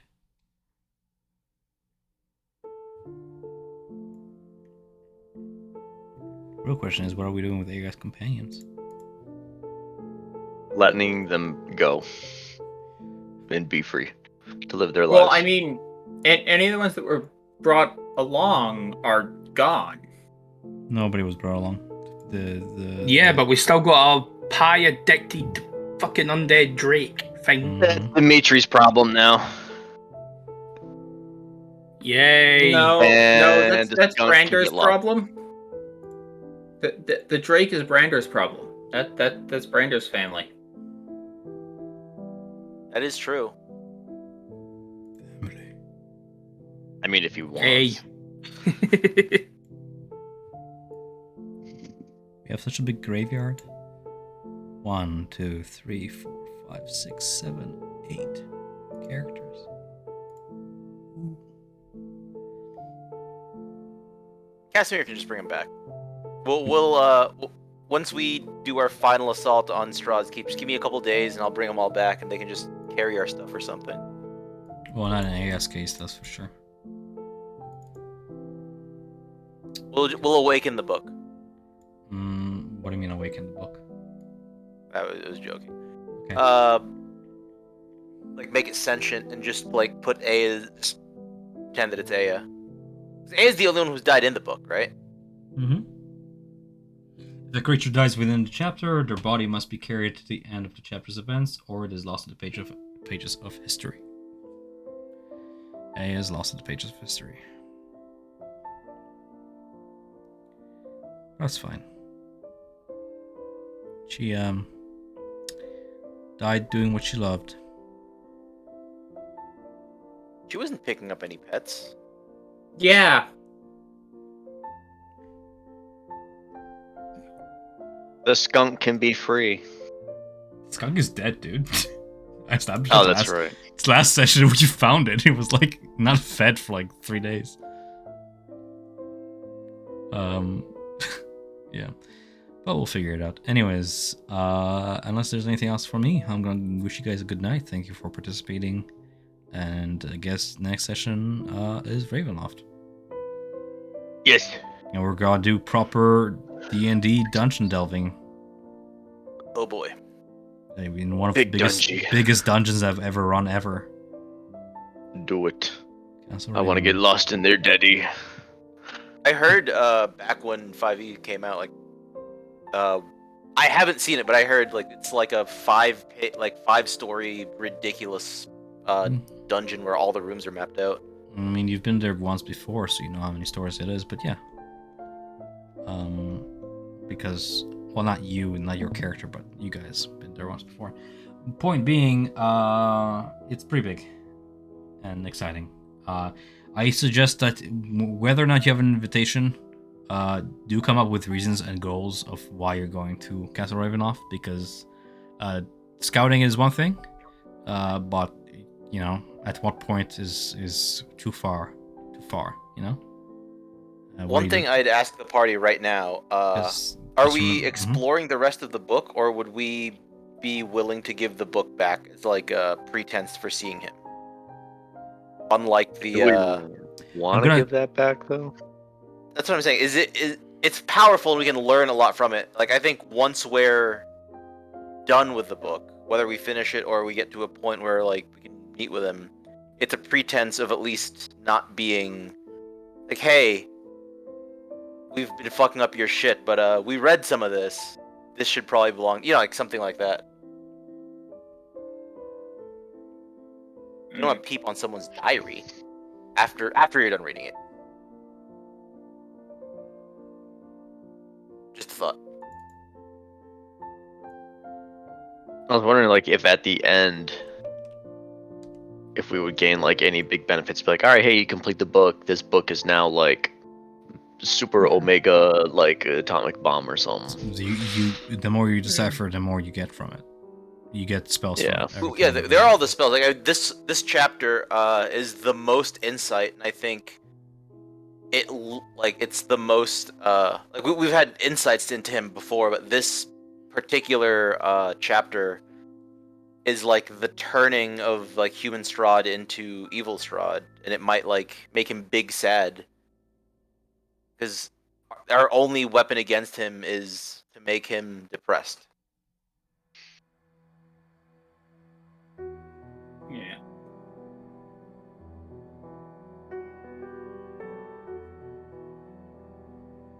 We should find a bunch of bards and make them sing a bunch of Cure songs. My guess is the last few chapters is just all of Strahd's smut fantasy with him and Tatiana, and we just embarrass the shit out of him. What the fuck? No, it's Strahd with all his signatures and like little hearts and everything. Strahd and Tatiana in the back, all in different. It's pure calligraphy. blackmail. That's what it is. He bores you with gothic script for like the first 12 chapters, and it's all just like really cringe, like internet smut at the end. So you just blackmail him with it. He hasn't felt cringe in hundreds of years. he's extra vulnerable to it. Put that on the stat block. He has no reason. He's vulnerable to cringe. Keep joking. Yeah, keep joking, and then we get slaughtered with a plus 15 basic just stat attack. Can I on just top say of his I have Oh! five Strahd like stat blocks. They just keep getting more. Like Alfie, no, Hey, no on. is it just like keep growing when we do, or he's Yeah. growing throughout the years. Like it's one thing to be a vampire, it's another thing to be a vampire lord throughout 400 years. You're not just gonna stay the same throughout 400 years. That's why I'm not doing this according to the module where it's like, oh yeah, this module ends at level 9. No. Nah. I'm probably gonna keep going to like level 12 or something like that. We'll see. how close is Strahd to a vampire lord stat? I assume he's a vampire lord plus. Because a vampire lord. I'm not gonna tell you specifics, but Not I'm you- going to tell you that I don't know what you're looking at, but he's beyond that. Yeah, no, I mean not yours. I'm talking about like the vanilla Strahd. I assumed he's vampire lord plus. I just didn't know how much plus he was. Vanilla vampire lord Strahd, to a bunch Vanilla of level Strahd is just a 9s. vampire and it's pathetic. That's sad. Yeah. Because like It's- Because here's the thing. a- It's sad only because this campaign is supposed to end at level 9. If you go to the Emperor Temple, or level 8 if you don't. And at level 8, finding a vampire lord is difficult. But it's not epic. And I'm going for the epic. I mean, a level 8 party with a cleric and a paladin, I wouldn't say wipes the floor, but is greatly Yeah, advantageous like- against a vampire. A group of level 8s or 9s against a vampire, if they remotely know what they're doing, that wipes the floor pretty easily. I'm Right? being Because a at that party point, don't you member. get like daylight? You need a druid or a cleric for that. Yeah, For but daylight. Or I guess you could always do the running water thing and do what like soon. Wasn't there a spell like it's not tsunami? It was like tidal wave. Is that it? yeah, tidal wave is a spell, Tsunami's a spell. but Tsunami's a spell. yeah. But If yeah, you were to yeah, you throw Dawn at it, and Dawn was just stupid. You had Dawn. You're If able you to cast were- all 5th level You spells. had Dawn, but you gave it away for whatever reason, Jeb. Trying to bring Samson back. Mm-hmm. Yeah. If you caught Strahd in a water sphere, Mm. would he just take super damage from that because it's running water? It has to be running water. A That's water right. sphere. Oh, like is it can't be like magic. like a then. lake. Like he's Oh. not like desiccated. It has to be like a river. Strahd and Rain. So I ow, think he ow, can ow, ow, ow, ow. Yeah, pretty much. Like it has to be running water. And I think it's supposed to be like because he can't cross certain borders is what the running waters represents. Oh god, I'm having PTSD. This is the same conversation the last party had, and they fucking flooded Castle Ravenloft with Lake Zarvich water. Let it. They were Do like, it. why don't we take Lake Zarvich and move it to Castle Ravenloft? And I was like, okay. While that water's How- moving, how it'll about- damage him though. Height differences. What? You can't. The lake is lower than the castle. Hold my portal under the water. Yeah, Arcane Gate can you're do it. underestimating the power of bullshit. Yeah. Arcane Gate can do it. Yeah. If you think about like a 10 Oh, by good point. 10 or 20 Yeah. by 20 foot gate, You can get through pretty good at that point. Yeah. the sheer amount of volume you can move from They that just opening, especially for underestimated nothing. that I also am capable of bullshit, and that vampires don't need to breathe underwater, and that's a lot of vampire spawns that are not waterborne. Good luck fighting them underwater, you fuck. But they don't have a swimming speed though, don't they? So Everyone has a swimming speed. They It don't just need to means- breathe. Swimming You- speed just means you don't have disadvantage. They don't need to on breathe. attack You do. rolls. Good luck getting ungrappled by 8 fucking vampire spawns pulling you under. Yeah, what a way to go. spell of water breathing. I have water. Yeah, we have water breathing. Yeah, we have water breathing. But it doesn't give you a swimming speed specifically. Yeah, Cool. no one will have Means you don't swimming dr- speed, so everyone's Alright. at disadvantage. Alright, that's cool and all, but consider this. Dispel magic. Get out of here. Keep like Counterspell. Zarovich Get out of my- here. Get like Zarovich out of my fucking castle. Alright. Counterspell. Get out of here. More Yeah. counterspell. Does anyone? Oh, I don't. I don't. Nope. I had it on audio. Say that again? Counterspell. counter- Does anyone have Counterspell's, counterspell? As in Nah, I artificer? don't. No. Well, Can I just ask, because I'm curious, what are you planning to do with a ball versi dagger? I don't have a clue. Also, Mac, we have officially made it to the point where you can feel free to read Strahd. There's no more spoilers. From Okay, here, cool. Yeah, from here on in, it is purely me pulling stuff out of my ass. Okay. Alright. It's been like that do for a gotta while. bounce. It's late. Yeah, that's cool. Alright, I'll see you boys. See it. Goodbye. Okay, I'm gonna take. Yeah, I've just changed up my spells a bit. Go ready some that I never ever use. Mhm. And I now have Revivify, so we need a diamond. You have 25 gold pieces worth of dust, diamond dust, which was a spell component Yeah. for a spell, but Isn't yeah, but it costs how much again? 500 gold diamond. Mm-hmm. Yeah. What other spell should I take? I don't know. Fly could be fun.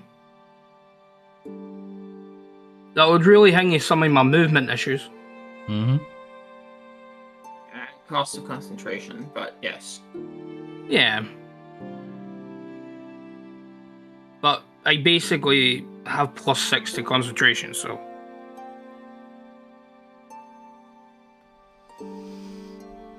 Yeah. Yeah, you know, I'm taking Fly. And I'm just going to basically hang it as like he gets jet boots. So what you're telling me is that you're actually making Iron Man. Yeah. The thing is, I could literally make. The funny thing is, I could literally make a combination of Iron Man and Captain America. Yeah. Because you can get returning weapon on thing, you can get enchanted shield, enchanted armor, fly, laser bolts from your hands. Yeah. Yeah, and with my infusions, my sword is going to get another +1. Mm-hmm. Because I'm going to use a radiant weapon on it.